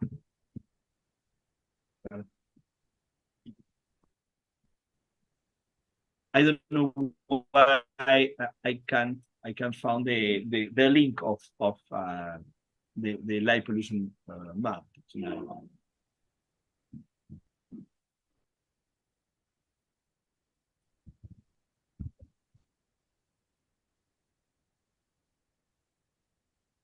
If you can found, because maybe change something.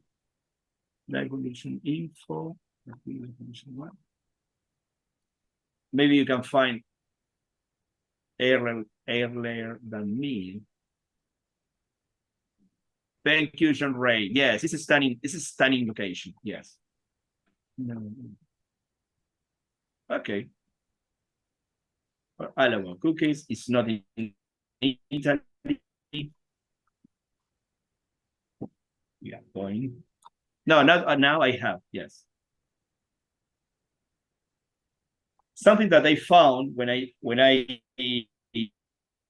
see this light pollution map is that for example, was talking in winter when the ski resort, ski resort, sorry, not the sky, the ski resort. The ski resort, it will be in our third party. Have the lights turn on only in the season of snow, you know, for the skiing season. But look that, nothing is in this area. Nothing. Malargüe, nothing. Yes, it's really dark. Great. This one, yes, because this one is in Las Leñas, but they turn off the lights in. I don't know why they don't have 21.86. I mean, the darkest it can get is 22. So that's very, very good. Yes, yeah. Maybe we are having something about, you know, Malargüe is a city, small city, but we are going to this area. I don't know. I found Las Leñas. We can. Maybe it's not in the map. We are going outside of the map.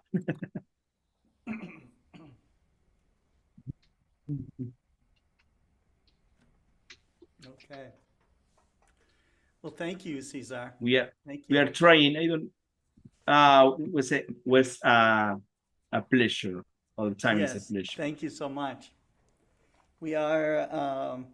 We have Terry Mann, who was able to make it from Alaska. So very happy to have her on. And so let's. Terry, are you available?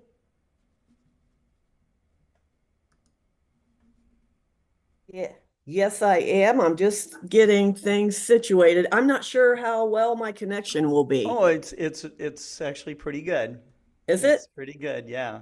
Well, it's good to know that I can be this far away and still Yeah. connect Yes. fairly well because my phone's not working. All I can do is text. Oh, well, your internet's working very well, so Well, great. that's good. That's great. Hey,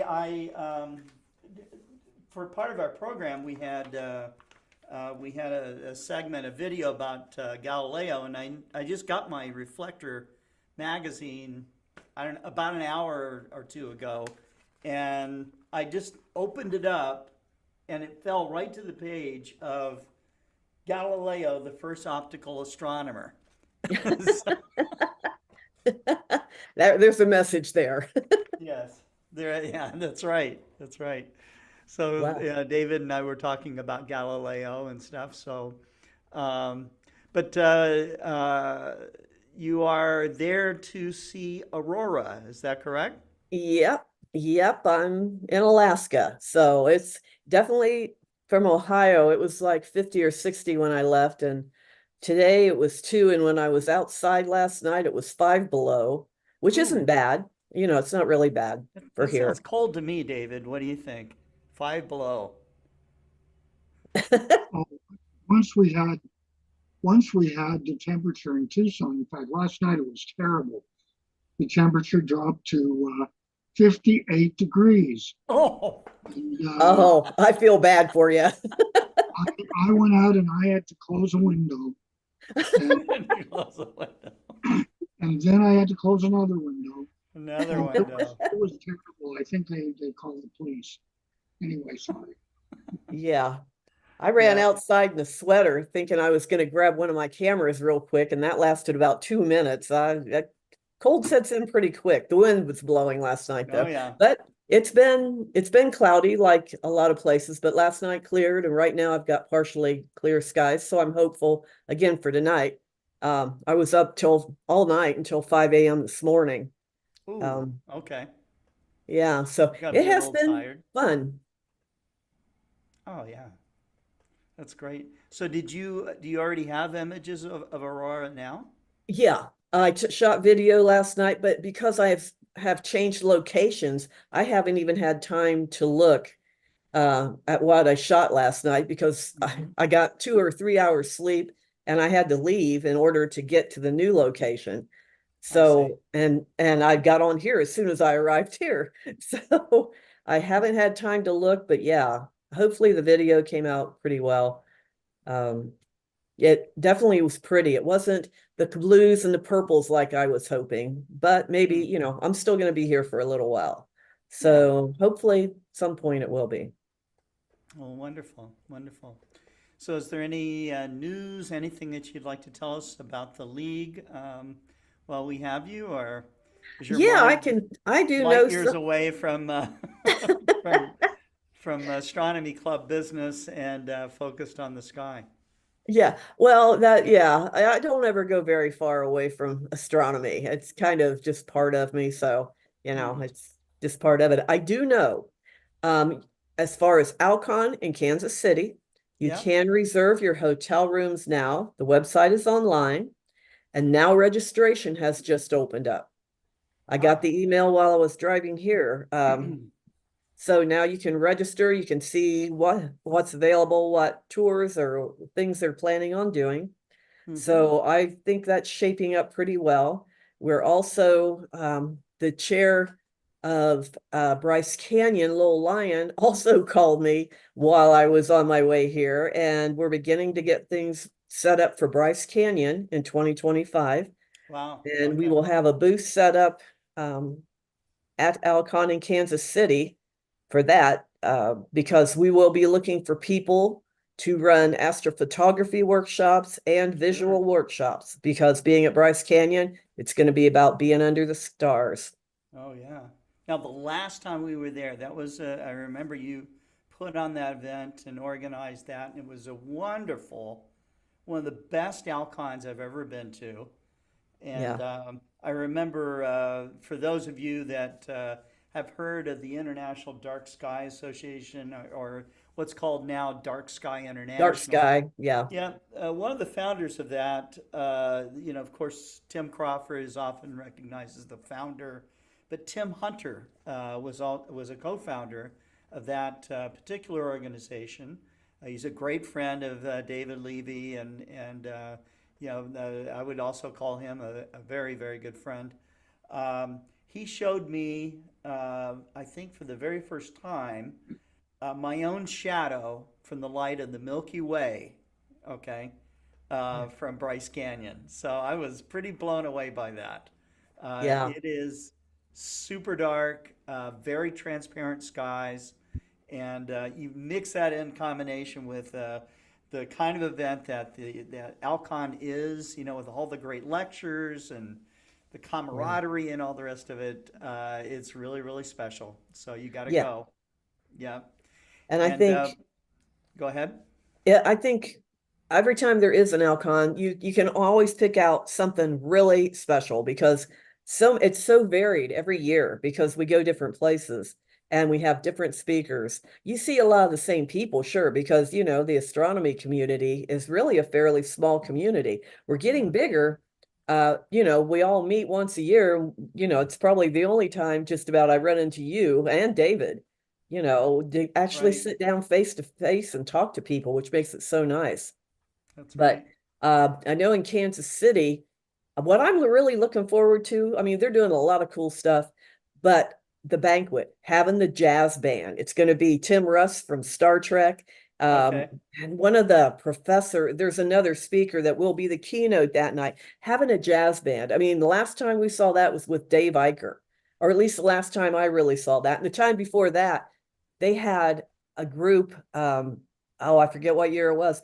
It makes it different. It makes it just more fun because there's always music going on, and Yeah. toe tapping, and it just makes it kind of nice. So the banquet will be really cool, especially at Kansas City. And then, at Bryce Canyon, again, if you remember, at the very end of the road, we were able to close off that pullout. And it is super, super dark. And that's going to happen again in 2025. And in 2011, I was co-chair with Lowell Lyon, which is the person chairing it this in 2025 at Bryce Canyon. Oh, that would be great. And I'll be the contact for all the astrophotography workshops. So, Wonderful. we're again kind of working together, but Lowell does a great job. He has really went above and beyond with all of this. So we will be handing stuff out for Kansas City and Bryce Canyon at Neath. Chuck Allen, Carol, and I will Okay. be at Neath. And you We'll will all be be too. there. David's going to be there Yeah, speaking, and he's speaking at the imaging conference and also on the stage there at Neath as well. And that's um, great. yeah, The and whole we'll gang will all be there. be at the Alcon event in Kansas City, and I imagine we'll be at Bryce Canyon too. So Yeah, I hope so. Yeah, that should be right up everybody's alley. If you're not an imager and you're a visual person, there will be super dark skies to set up at, and oh a yeah, lot you'll going on love at it. Bryce Canyon too. So Yep. yeah, I mean, that's what I mean. Every Alcon has something really special about it. It doesn't matter where it's at. Something is always great going on. Wonderful. Wonderful. Yes. So Okay. we're happy to hear all that. I'm happy to hear registrations up. I've already got my hotel reservations, so you can reserve your hotel room, which honestly, if you're going, I would do it. Uh, I'm sure you have a decent cancellation if you need to, but if you're going to go, grab the rooms now while they're there. Yeah. Okay. That it seems like the Good rooms go advice. fairly quick. Good advice. Okay. Yes. All right. Well, Terry, thank you very much. I can see it's still daylight there in Alaska, and Yep. I'm maybe about 3 hours behind you, so I'm gonna get the cameras out and get everything set up for tonight just in case. okay. So Maybe it's get a great little good nap to before see you. you, David, and everybody. All right. Thanks so much, Terry. Thank you. Thank you, Scott. All right. Okay. Well, our last speaker of the night is Marcelo Souza in Brazil. Um, and let's bring Marcelo on here. Hi, Marcelo, how are you? I'm fine. And you? Hi, Dr. Great to Levy. see you. Hi, Scott. Yes. I I don't know. Your time zone changed. We did have a time zone change. Yes. There is this. Yes, we did. Yeah. Now So it's 2 hours the difference, not 3 hours from Brazil to your time zone. we're getting closer and closer. That's good. Okay. Well, wonderful. Now you had a interesting topic. You your your uh, your topic is the Pensor process. Am I pronouncing Yes, that correctly? Pensor? Penrose, Penrose, Penrose. Penrose. Oh, Penrose. Okay. Yes, Okay. Oh, after the researcher Penrose. yes. Okay. All right. Well, you've got the stage. I'm going to let you take it away. I'll share my screen here. Okay. And something new that can you hear me? Yes. Right? Okay, now it's okay. Because here something happened. I don't know what's happened. I've tried to share again the screen. One a moment. Yeah, we can see. My computer, you have to be patient with my computer. Okay. I shared the screen, but something changed. Now it's okay. Now, can you see my screen? Well, what's happening? It is sharing the PowerPoint, not. I open again. On a moment, Scott. Sorry. No Ah, problem. it's okay. Can you see the Yes, presentation? it's perfect. Yep. Okay. Okay. Now, first I will talk about the general relativity very quickly about this, because the Penrose process is associated what happened near a black hole, but it's not a common black hole that everybody imagines. Is a special kind of black hole that is a rotating black hole. Is a black hole with rotation, no? That is rotating. This is the Einstein equations. One side you have geometry, and the other side the mass and the energy. And we know that we deal now with geometry, topology of the space-time, and the gravitational field is associated with the topology of the space-time. Then is a very famous example with a big mass. Here is the Earth, but generally consider a big star or a big mass that changed the geometry of the space-time, and then the gravity is only a way to follow the curvature of the space-time caused by mass and energy. We have many tests of the general relativity, like the oscillation of the Mercury's orbits. You have the famous one that is the shift of the light. You have a star, and you can test this during an eclipse. You see that the position of the star that are far from us. This is an example that happened in 1919, Sobral, Ceará, and in an island in Africa, that we see the star in a different position from the position that we see the star when the sun is not near the position of the star. These are the images from that was the proof. And you have many different effects because you have the effect caused by the gravitational field of galaxies that can change. You see here the lines and everything like this we call the gravitational lens. That is when an object like a galaxy is between we in Earth and the object that we see behind this galaxy. Then the effect is not only in one direction, but in all direction. And you can imagine this can cause one effect that was something that we imagined that it was possible. And a few years ago, we have imaged that called the Einstein's ring. Here is the Einstein cross. The four images that we see here are images of an object that is located behind the galaxy that is in the center here of the image. Here is the Einstein ring, gravitational lens.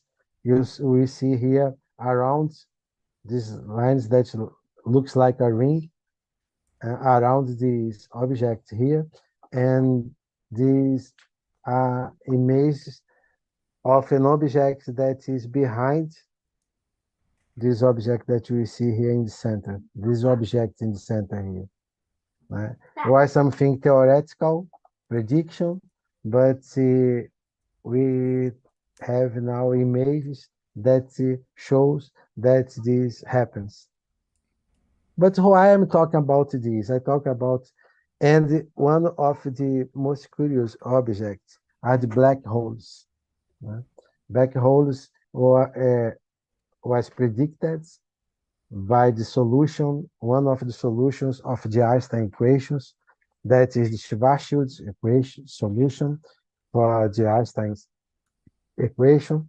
And this solution obtained by Schwarzschild, he considered that the space don't have mass around. Everything is in the center of the space-time, and then we can have a solution that shows how an object that is located far from this central object, the behavior of this object, the orbit that they have.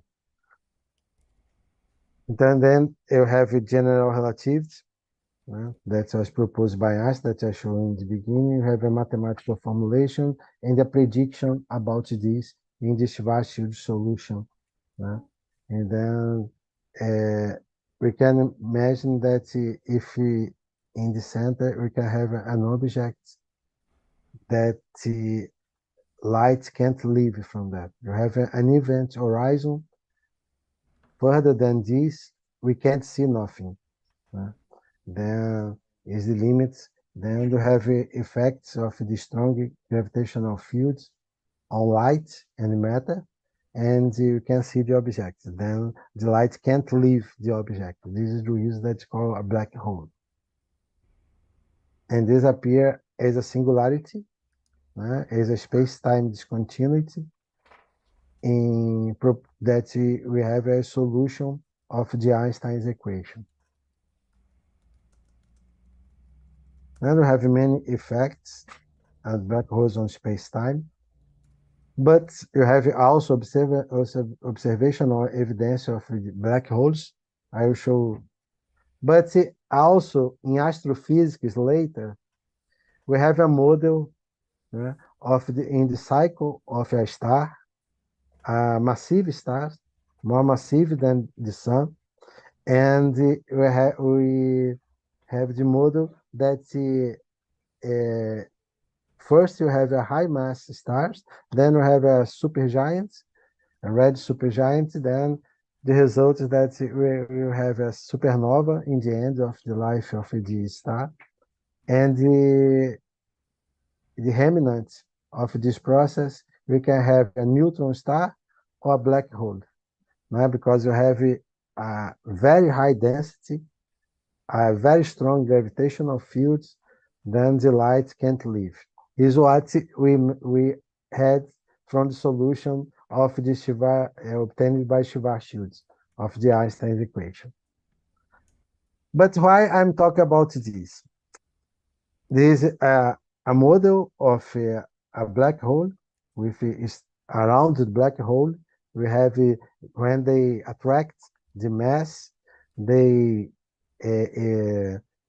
send radiation to the space, and then we can see what's happening around the black hole by the effects of the gravitational field of the black hole.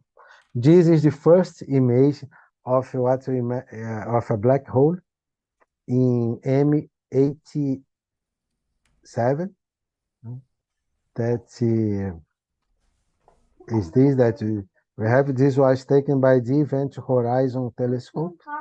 Then this first time that we have an image showing the region around a black hole. The black hole you can't see because the light can't leave, but we can see what's happening around the black hole.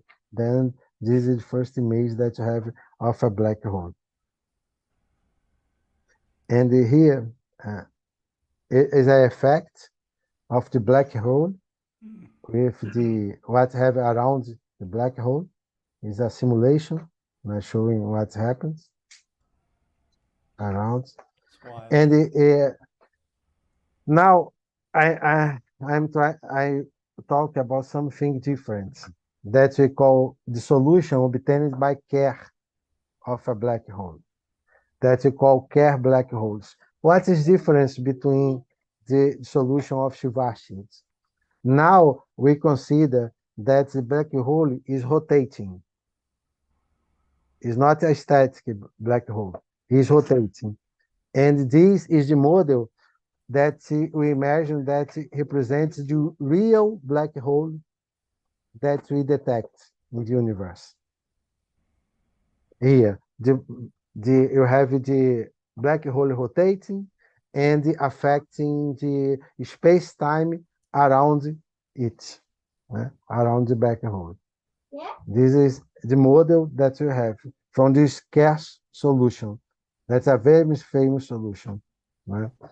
And now, from this solution, we have something that's very special, that is different from what we imagined. We have a region after the horizon event that we call ergosphere. The ergosphere is a region around after the horizon events, and in this region, an object that enter in this region can leave from this region with more energy than the energy that he entered in this region. This is the Penrose process. He gained energy from the black hole. And something that was used in many science fiction movies. But this is a real prediction from the solution obtained by Kerr of a black hole rotating. And here is the idea: we have an event horizon, a central singularity where is located the black hole that's rotating, and around after this we have the ergosphere. We have regions in the ergosphere that the object can take energy from the black hole and leave with more energy than he entered. This part that we call the ergosphere. This is a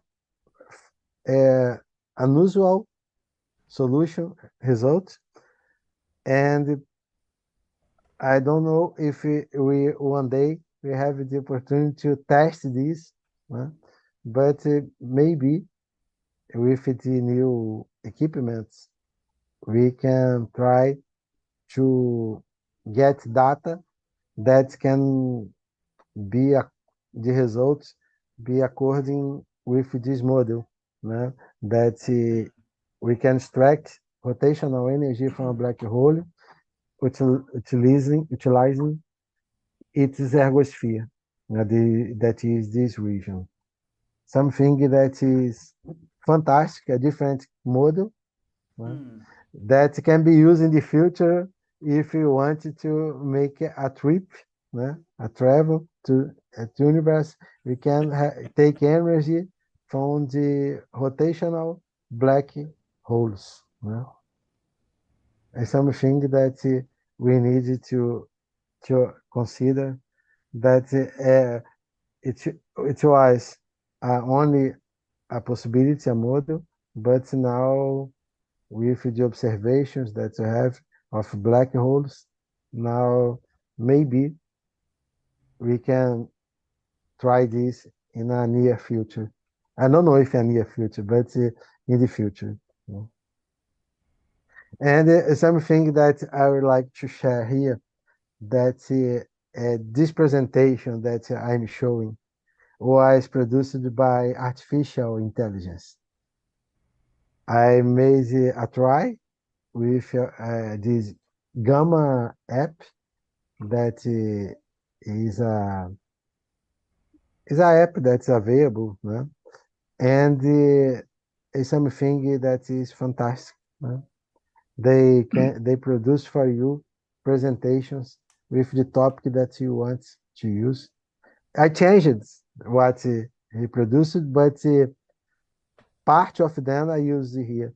Then it is, I don't know how it will be the near future now, because everything we can use the artificial intelligence to help us to make.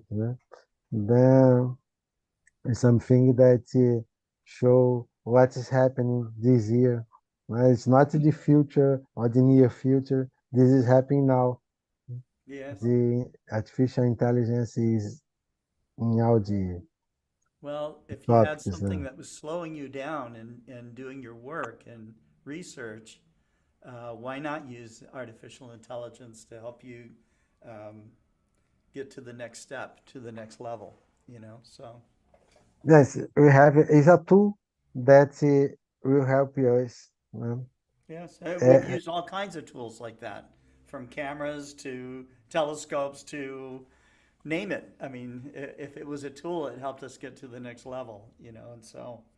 I don't know what will help in the near future because things are changing very quickly. Yes, they are. And, That's right. and these tools are available for us. I know that this we had the opportunity a few years ago to use, but not like today, that is available for everyone in internet. And Part now of we are organizing our international meeting that will happen in April. Everybody is invited to participate, and we will be very welcome here in our city in Brazil. And this was my presentation, Scott. Thank you very much for Thank you the so much. Thank invitation. you. Is a topic that I think that's a curious, topic because it's something that we don't know if it will represent the reality or not, but it's a model that we use today because these are the kinds of black holes that we have in the universe. All the black holes is rotating with no charge, electrical charge. Then let's see if it will be possible to take energy from these black holes and use this to make a travel to the deep universe. Thank you very much, Scott. It's That a would be great pleasure to amazing. be here. Thank you, Dr. David Levy. Ever is a pleasure to be here. Thank you so much. Thank you. Okay, so watching in the background, David, was Pekka Hautala. Pekka's in Stockholm, Sweden, and it's a pleasure to have you back on to Global Star Party, Pekka. Thank you for coming on. Thank you, Scott. How are we doing today? Just fine. Everything's good. So Same here, I'm very happy to see you. So across Atlantic. yes, that's I'm right. getting better every day, stronger Yes, and you look great. stronger. I took my first astro image for just a couple of days ago, Oh, wow. from Rosetta Nebula. Oh, I wanted to try my skills, and okay, when you have a pause for 1 year, so the skills are not in the top. So I managed to take almost 35 minutes exposures, oh, wow. Okay. but I'm not satisfied about the results. But anyway, it was really fun to play around with the scopes and mounts and so on. So I forgot so many things. When you are not Oh, yeah. Yeah, up yeah. to date. There's a flow of Yes, the small techniques, right? things, the Yes. the important small things in astrophotography, you forget so quickly. You have to Yes. keep going on and training and training and training, as I did for 1 year ago. Yes. So, but now I'm back on track, and I will squeeze every minute and every hour when it's clear, the rest of the season. Okay. And then comes the moon and sun again, and now the sun is going up to maximum soon. So I'm waiting for there was for 1 week ago there was a giant spots on the Oh, screen. that's right. Yeah. Yes, and Yeah, we we have a had very cloudy. active sun right now. So. Yes, and we had cloudy. We have had, I can count with my fingers the clear skies this season, the whole winter season. Wow. You know how many cells they telescopes now on and used telescopes? There are 100 of telescopes on sale because people are they are tired to They're wait. tired of clouds, huh? Yes, and I will look almost every day. I will get the bargain. That's right. Yes. Right.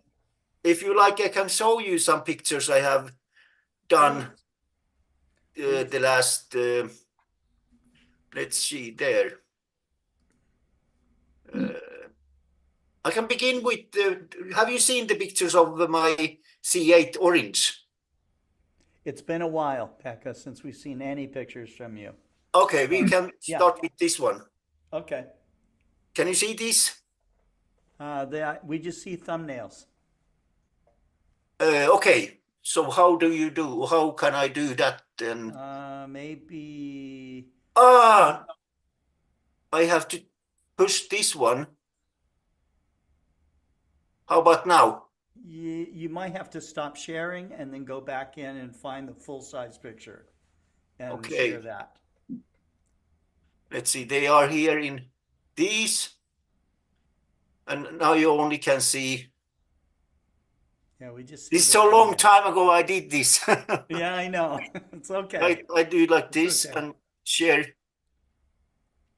Okay, now I know. Now I remember. I have to open. Okay. I have to open these and drag these and then there, and then I share my one. There we go. Okay, perfect. Now you see the controller. Yes. Okay, good. Yes. And I remember this. This is an illuminator. Yes, yes, Yeah, yes. I used to sell this back in the 1980s. Okay. In a telescope shop. Yes. And now can you see the power? Yeah, the equipment looks new. I mean, that's Yes, really they are impressive. in mint condition. You know, the whole thing is in mint condition. Yeah.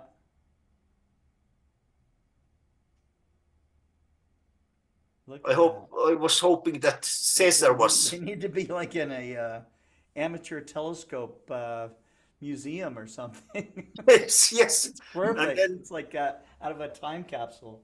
this was the picture that when I was a child, like 10 years old, 8 years old, I saw this catalog, and I was dreaming about this, and I thought that no, stop dreaming. You will never ever get that telescope. Now, Pekka, David Levy was friends with this gentleman. Why am I having a brain fade here? David, who is this guy? This is Spock. That? Yes. This actor. Your microphone is off, Scott. David. That is Leonard Nimoy. Leonard Nimoy. That's God. How can I forget Oh, yeah. that? Anyways, yes. So I was when dreaming you go to about David's house, I think there's a signed picture, an autographed picture of Leonard Nimoy there. And all these oculars are made in Japan. Yeah. They are not Chinese or so. So I have everything. I have off-axis guide there. There is, everything is original. Uh-huh. And the suitcase is also original. Wonderful. Yes, I'm so proud of this. And now to the pictures. This is my last image of the moon. This was taken December. Oh, wow. 23. Very nice. Yeah. So it's quite Very nice. quite good. And I don't know if you have seen Pleiades M45. Mm-hmm. And then we have, this is my best image ever taken. Oh, that's beautiful. And this is the last one. I'm not happy with this. You can see there is some this banding. is the rosette. Yeah. Yeah, and there is some banding, and I forgot dithering when I was imaging this. Yeah. There is some banding. Can you see here? Yes. And these are probably because I forgot the dithering. I think if you I just don't know about you, but keep, I think that's a pretty darn good image. it is, yeah. Thank You just you. want to collect more data. That's all. Yeah, but I will start from the beginning with dithering. So I think the banding is due. I forgot the dithering. So I'm happy for after 1 year's pause to take that picture. So I'm quite happy, even though I am not really satisfied. But okay. So I thought that Okay. Wonderful. this is my chance to image something. Wonderful. How are you, David? Well, David's doing okay. There are good days and there are not so good days, Yeah. but I'm doing all right. And I'm looking forward to April the 8th to see the total eclipse of the sun. I'm also looking forward to the end of March to see a penumbral eclipse of the moon from here. So there are two good eclipses coming up. We will have a partial solar eclipse in, is it August or September here in Sweden, which I didn't know, because we will have next total eclipse in Sweden 2146. And I can't wait. It's around 120 years from now. Okay. But is the total this year in the middle of the US? Yeah, it's coming up on April the 8th. April? Yeah. Less than a month from now. Oh my. Do you have, Scott, any like collective gathering you are getting to travel with people, or do you have some? Do you have some? You have a package when you travel to Mount Blanc? No, in Los Angeles, the observatory, you had 20 places which people could buy. But do you have You something? mean in Arizona, correct? Yeah. Are you planning on going to Arizona? But where is the totally seeing? Is it in? Well, we're going to Texas for the total eclipse. Okay, Texas. Texas, yeah, we're going to Hill Country. So here, I'll put a link into the chat if anyone's interested. There's still some spots available. Yeah, I have spared some money for my traveling. I will have my new passport tomorrow, and I have promised to myself that this year I will take my travel for the lifetime. So I have spared some money to travel, and I want to see the Space Center in Florida, and I want to see Saturn V. I want to see one of the shuttles, maybe in San Francisco, or they have one in. Do they have one in Texas also, in Houston? One of the shuttles in museum. They have one in New York, one in Washington, one in Los Angeles, and one in in Florida, I think, Cape Canaveral, and one in Texas, maybe. I have to check out that. Houston. You want to go to Houston? Yeah, I think that's it in Houston. I have to check out that. But if you send me the information about your traveling plans. Yeah, I will. I'll send you an email. I already put the link in chat. Yes. And, so that would be very nice. Excellent. Excellent. Okay, guys. Now I will let you go. Oh, you are not going to sleep. I will. Okay. All right. Yes. We'll get some rest, Pekka, and we'll see you next time. Okay. Yes, I probably will. When I get some photos, I will ask if I can join. And anytime, Pekka, you can join. Thank you, Scott. Okay. David, have a nice day. Scott, have a nice day. And Okay. take care. Take care. Thank you so much. Thanks. Thank you. Thanks. Bye-bye. Bye-bye. Okay. So David, we are going to do our last bit of this star party, and I've already started working on the poster for the 146th Global Star Party, which will be Changing Perceptions, which is your suggestion for the next Global Star Party, the next theme.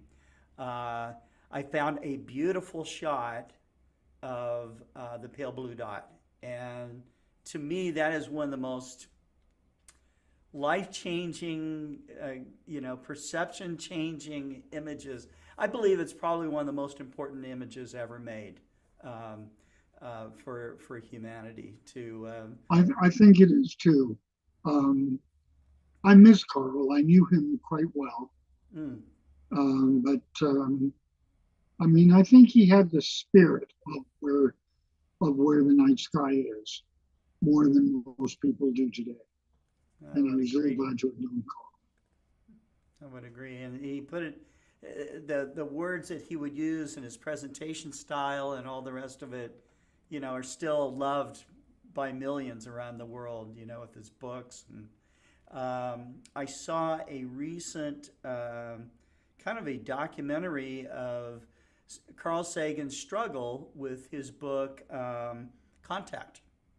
And the struggle that he had was the time travel aspect of being in a black hole. And I think that Marcello might have touched on it a little bit. But Kip Thorne is the one that helped Carl Sagan cross that bridge and help put that story together, because Carl, the way that Carl had written that part, where the girl takes the time travel, apparently Carl Sagan really had a tough time with that, and worried about it quite a bit. So, but anyways, I want to thank our audience for tuning in today and watching the 145th Global Star Party. I want to thank people that popped in that didn't think that they might make that. Terry Mann had to race over and do that. We kicked it off with Pranvera Hysini, who took time out of her very busy conference down in Houston to be with us. Cesar was there to tell us all about the star parties that go on in Argentina down there and those remote areas north of Buenos Aires. And anyways, there's astronomy loved all over the world. It's kind of fun to sit here and interact with all of you. And in fact, it's more than kind of fun. It's a lot of fun. And I know that David and I both love it as well. So anyhow, we're going to finish with a video. It's actually a two-part video. We're going to show part one tonight about the life of Albert Einstein. I think you'll find it fascinating. So here we go.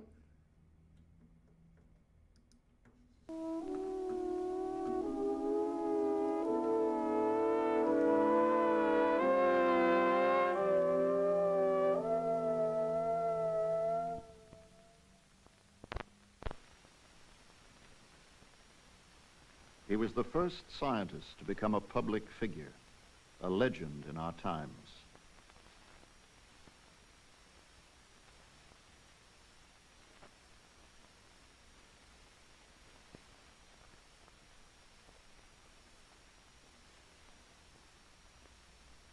The realities of 20th century science, its power, are linked with Einstein's image.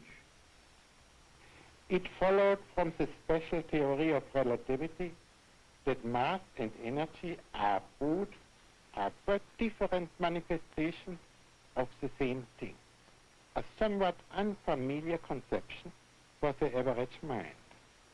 Furthermore, the equation E is equal mc squared in which energy is put equal to mass multiplied with the square of the velocity of light, showed that very small amount of mass may be converted into a very large amount of energy, and vice versa.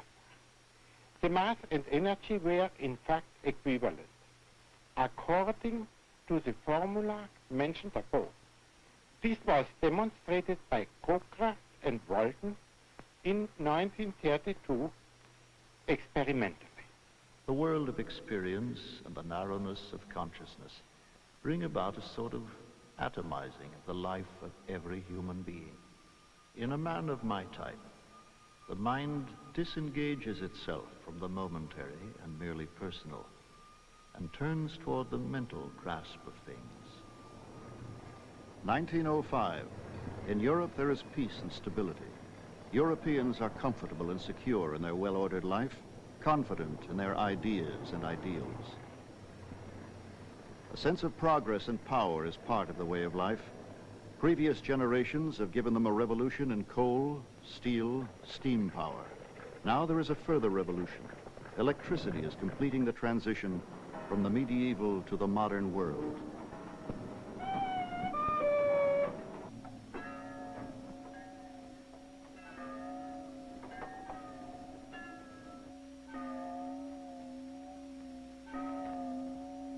In the Swiss town of Bern, Einstein wrote that year the 3 papers which revolutionized thinking in the 20th century.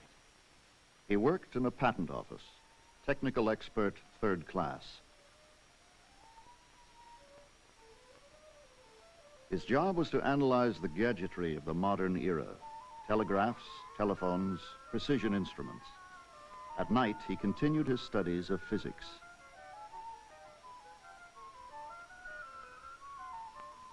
An outsider, he began to reshape scientific thinking. Who was he? These are the photographs of his youth.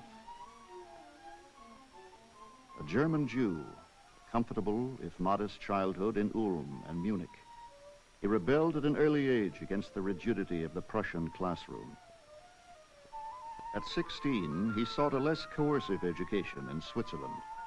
For a Jew in Germany, advancement in the professions was not assured. His goals were simple: to study at the Zurich Polytechnic and become a professor in the natural sciences. One should do things for which one has talent. Besides, there is a certain independence in the scientific professions. He failed at first attempt, the entrance examination. Something of a vagabond, independent, Einstein thrived in the only European democracy. He developed a passion for nature and experience, flights of imagination. The young Einstein was still not a distinguished student. Rather, he preferred experiment on his own, talk in cafes, and the books of the new physics, especially Ernst Mach, who urged intellectual skepticism. There were few opportunities for him when he graduated. He took Swiss citizenship, but successfully appealed military service. He fell in love with Mileva Maric, another foreign student. They were married. Friends secured him positions teaching and in the patent office. In 1905, Einstein, at 26, had a family and had been a patent clerk for 3 years. He shared his thoughts with his friends, among them Michel Besso from the Zurich days, and a stylish bohemian society of 3 young intellectuals he gathered around him, the Olympian Academy, as they called it. The current state of physics was a favorite topic. In 1905, he wrote to one of his friends, "I'm sending you some revolutionary ideas." At the turn of the century, there were 2 alternative ways of viewing physics: through Newtonian mechanics or Maxwell's equations.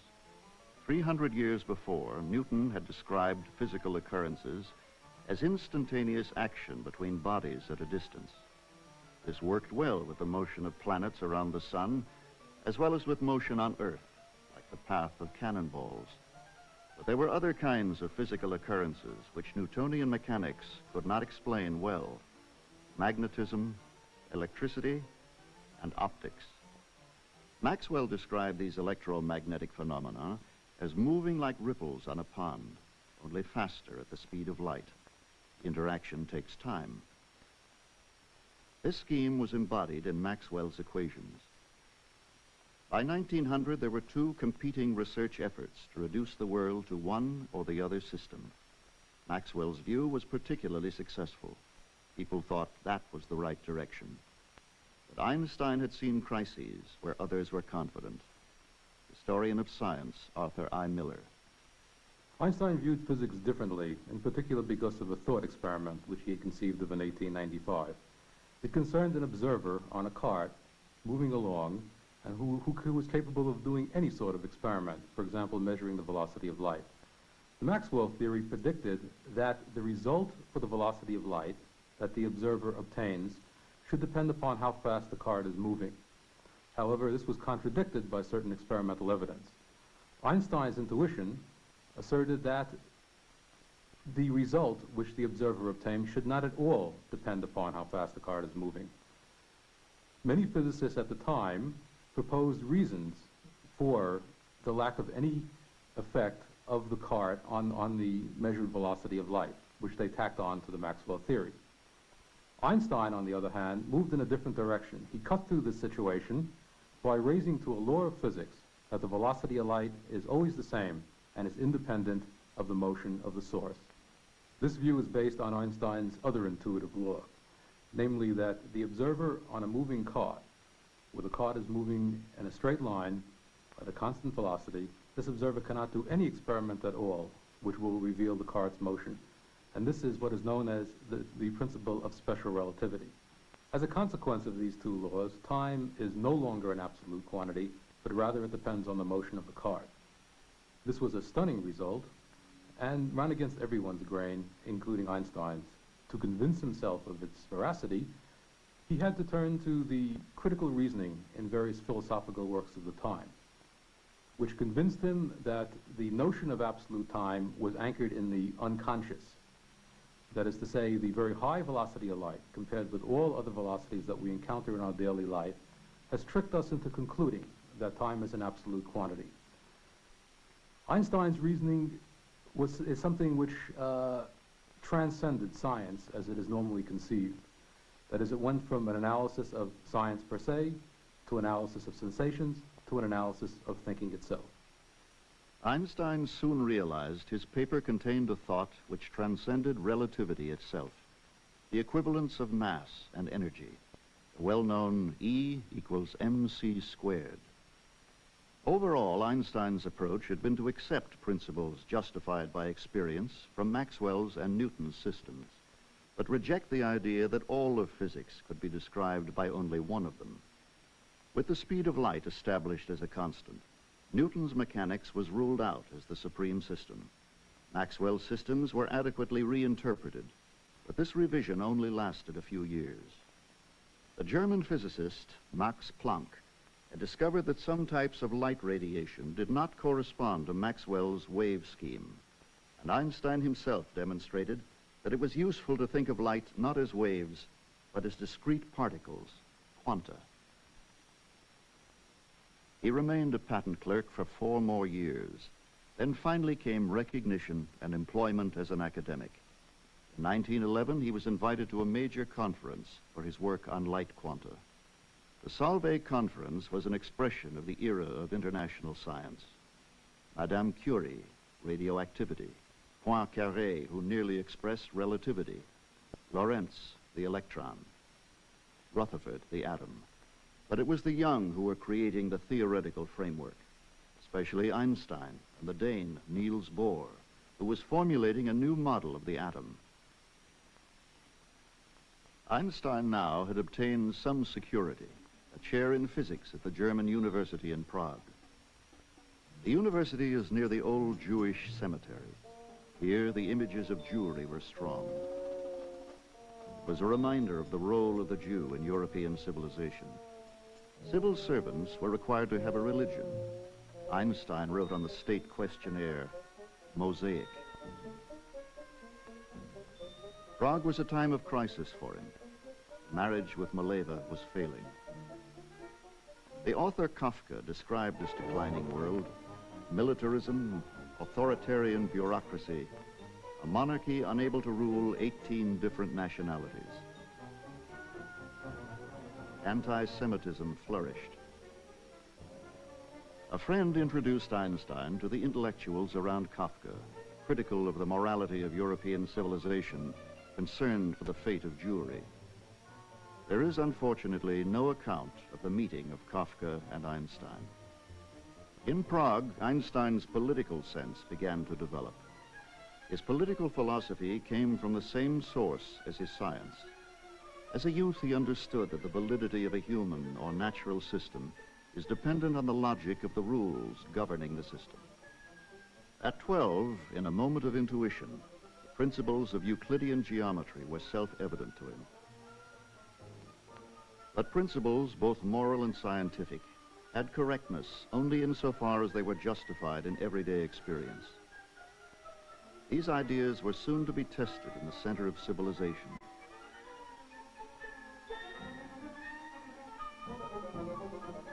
He had left Prague in 1912, returned to Zurich. Then came Berlin.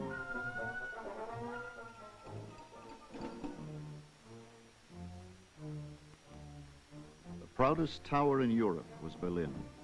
Its monuments were testaments to its victories. Its streets, the triumphs of 19th century civilization. No other nation had so well ordered its social energies and ideas.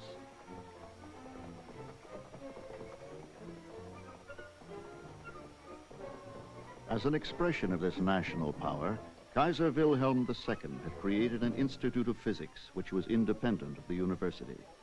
Einstein was brought in as its director, as a celebrity. He joined the elite of European physicists. They were conservators of a system of science which had grown with and supported the development of the German nation. Out of the laboratories and the seminars of the universities came the ideas for petrochemicals, electricity, military technology, which had created the industrial and military power of Germany. Explosion in knowledge was in turn protected by the military.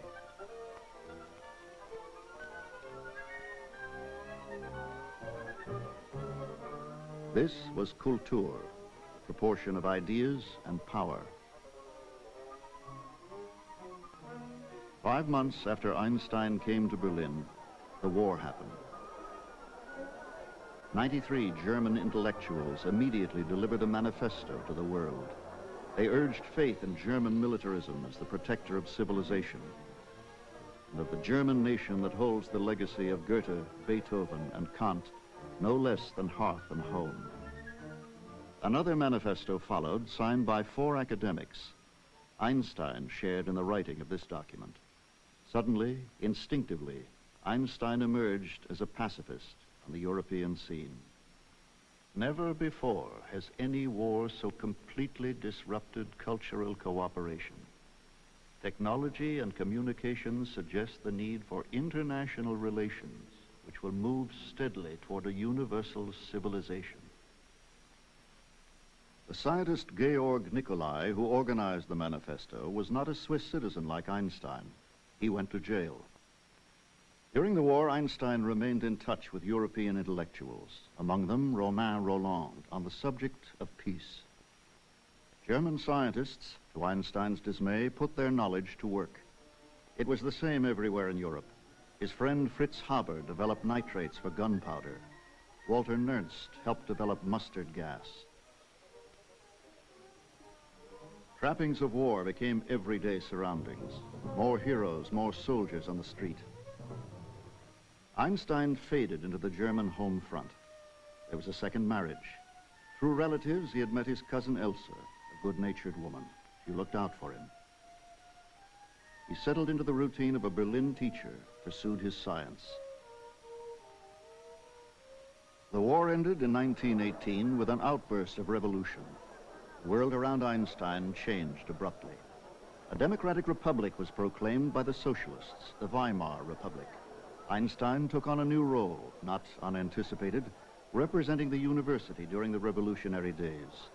And when the victors blockaded Germany, he sought to plead with them on behalf of the famished population. The the Germans were the outcasts of Europe. At Versailles, the leaders of the Republic acknowledged war guilt, but were forced to accept a treaty with reparations. As this post-war political order was created, Einstein's new concept of the universe was being tested. During the war, he had completed major works. Some of his work in atomic physics ultimately resulted in laser technology. The primary achievement was the completion of the laws of general relativity. They would become the foundations for understanding a universe later to reveal itself. Black holes, gravity waves, and expanding boundaries. Even though special relativity removed the absolutism of space and time, it referred only to reference systems moving in a straight line with a constant velocity. Einstein removed this restriction by means of another thought experiment. Newton's mechanics predicted the same results for the case in which the cart is uniformly accelerating in a straight line, or when the cart is at rest but is in a constant gravitational field. Einstein concluded that we have no reason at all to distinguish between those two cases. For example, if you're in an elevator accelerating upwards, your briefcase feels heavier. But you could also consider yourself to be at rest, but in a gravitational field which is more intense than the one you would be in if you were standing on the Earth. So Einstein concluded one cannot do any experiment, whether it be electrical, optical, or mechanical, which can distinguish between the cases in which you're in a system which is accelerating or in a gravitational field. This is the principle of general relativity. Application of this principle to the Maxwell equations led Einstein to conclude that the velocity of light is a variable quantity, that is to say, it depends upon the gravitational field, and light can take a curved trajectory in a gravitational field. Another consequence was that measuring rods could be so severely distorted in gravitational fields that the concept of distance is very difficult to define. What Einstein ended up with was a mathematical formulation of curved space-time, in which the curvature of space is determined by gravitational field. Since fields result from matter, therefore it is matter that causes the curvature of space. General relativity predicted the curvature of light near massive bodies. An English expedition organized by Eddington in 1919 and a later American expedition tested this prediction during the eclipses. Had Einstein been wrong, there would have been no bending of the starlight. The observed deflection was within acceptable limits of prediction. The event made news, and the myth quickly emerged. Einstein was now a world celebrity. To the popular mind of the Jazz Age, he was the founder of a modern way of thinking. It's all relative. The familiar images of the world traveler began to take shape.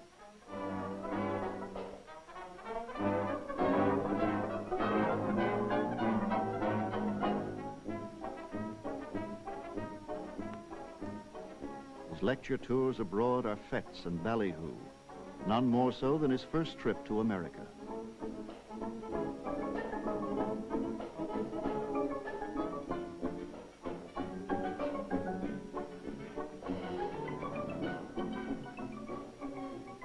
But there are serious purposes. The American trip was funded by the Zionists to raise money for the Hebrew University in Palestine. It was an emotional occasion when he inaugurated the university the following year.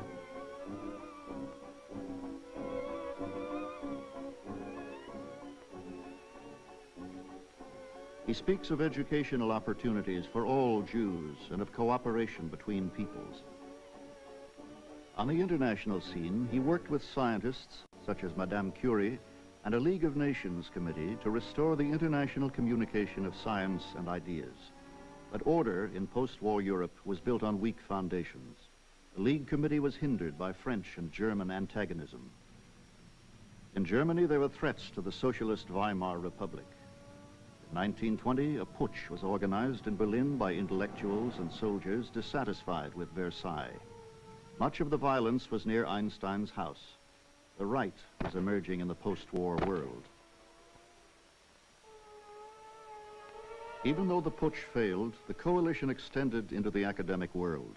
Groups associated with it singled out Einstein and relativity for attack. Among the leaders was Philippe Lenard, a Nobel Prize winner. The anti-relativity group organized a public meeting.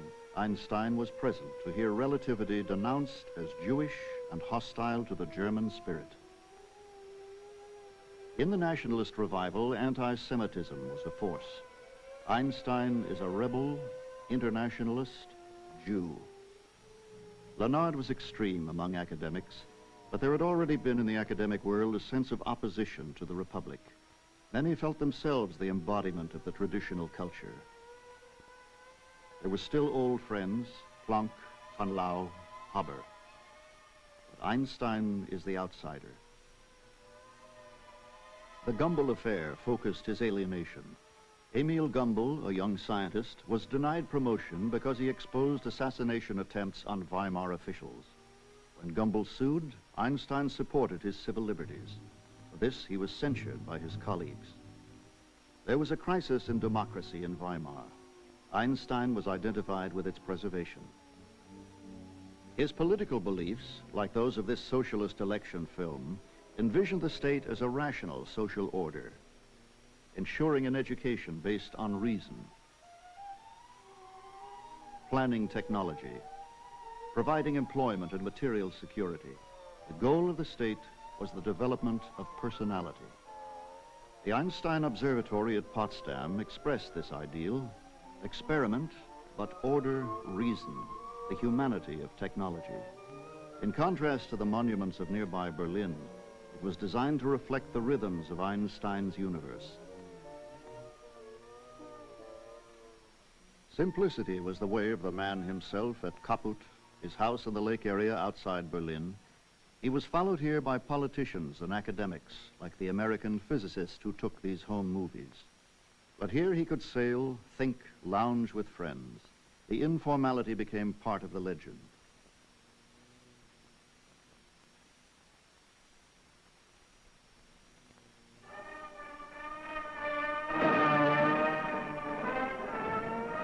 By 1929, Einstein was acknowledged as the high priest of science. He had a Nobel Prize for physics. He was the embodiment of European civilization. 5 years before, the Sorbonne had snubbed him as representative of German culture. Now it accorded him its highest honors.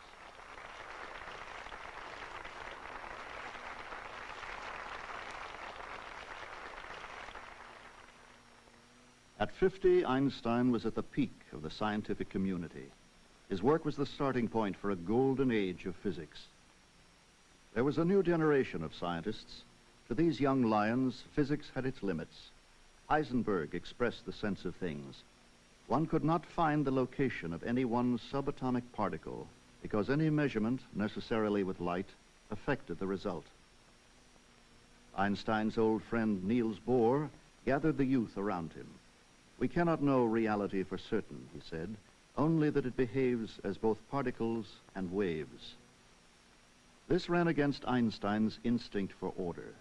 The exchanges between them were intimate and intense. Einstein argued that God would not play dice with the universe. There must be order.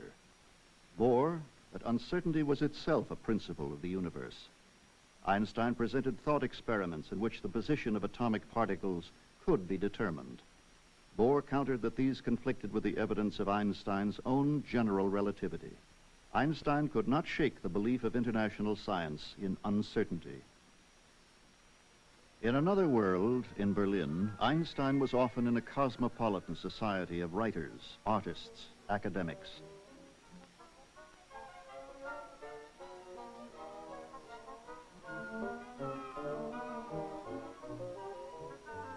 Supporters of Weimar democracy, they shared also Einstein's internationalist and pacifist views. Einstein was among their leading advocates. Geneva, the League of Nations, was the center of this society. A European outlook flourished around League programs for disarmament, extending from the far left in France to the heart of the English establishment. These are the voices of militant pacifism, reason, here gathered with George Bernard Shaw at a banquet honoring Einstein. Napoleon and other great men of his type, they were makers of empire.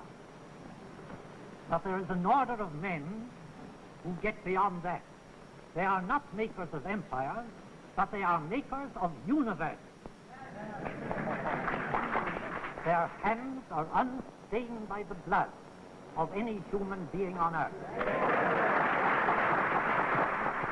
Ptolemy, made a universe which lasted 1400 years. Newton also made a universe which has lasted 300 years. Einstein has made a universe, and I can't tell you how long that will last. In Germany, the Weimar government was disintegrating. The Depression was beginning, and the issues of democracy were being taken to the street. Those who spoke of reason and brotherhood were few in number. Einstein at a 1930 radio exposition. Wenn ihr den Rundfunk höret, so denkt auch daran, The real source of all technical progress is divine inquisitiveness. Errungenschaften ist die göttliche Neugier und der Spieltrieb And the instinct for play, the constructing and pondering researcher. And, no less, the constructive imagination of the technical inventor. The technicians not only ease the daily work of humans, but also make available the works of the finest thinkers and artists to the general public, whose enjoyment only a short time ago was a privilege of the great, and thus awaken the peoples from a sleepy stupor. That same year in 1930, Einstein made the first of 3 annual visits to America. His humanity was quickly projected to the public in newsreels such as this. In the greatest city of the world. Doctor, I'm delighted. I'm delighted. What do you think of prohibition, Professor? Ich trinke nicht, also ist mir das ganz gleich. He doesn't drink at all, so he is not interested in this question. Professor, freut es Sie hier in Amerika wieder zu sein. Wenn ich die sehe, sicher.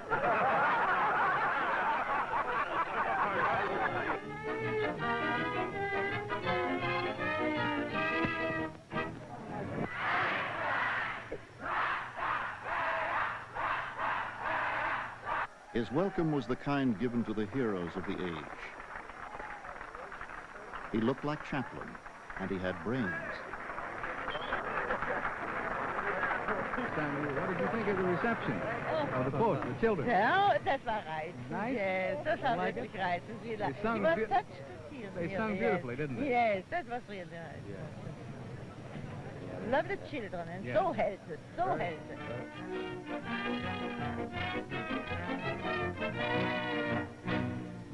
Durch den überaus herzlichen Empfang, den Sie mir hier bereitet haben. He was brought to the California Institute of Technology by the Chancellor, Robert Millikan, to work with Europeans and Americans on new theories of the expanding universe.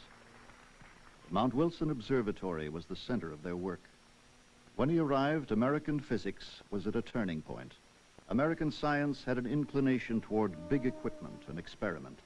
Since 1900, agencies had been plowing millions into a dozen elite institutions. Now, out of this funding of best science, as it was called, Americans were emerging in the vanguard of world physics. The Nobel laureate Millikan himself, who had measured the charge of the electron. Harold Urey of Chicago, who discovered deuterium. The laureate Compton, who experimentally confirmed Einstein's light quanta. Lawrence of Berkeley, who was building the first of his big cyclotrons and represented the destiny of American science. For the first time, Americans could meet Europeans on their own ground. That Einstein, the leading physicist of Europe, undertook these visits was a recognition of this equality.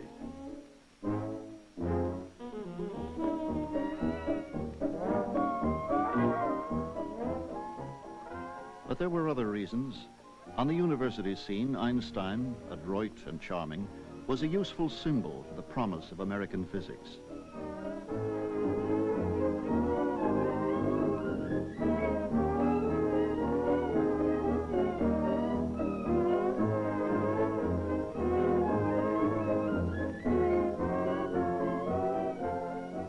In California, it was a relaxed lifestyle. Einstein was at home in it, but irrepressible. He stood out among scientists with his independent views on man and society. He went his own way.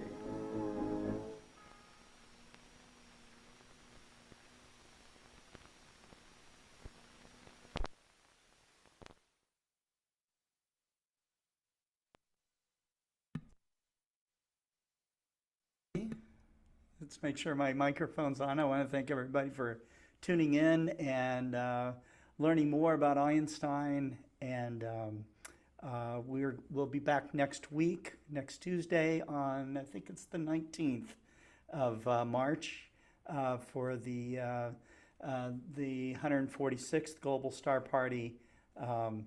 And so you guys have a great night. And as Jack Horkheimer always used to say, keep looking up. Let me bring David on. He's with me right now.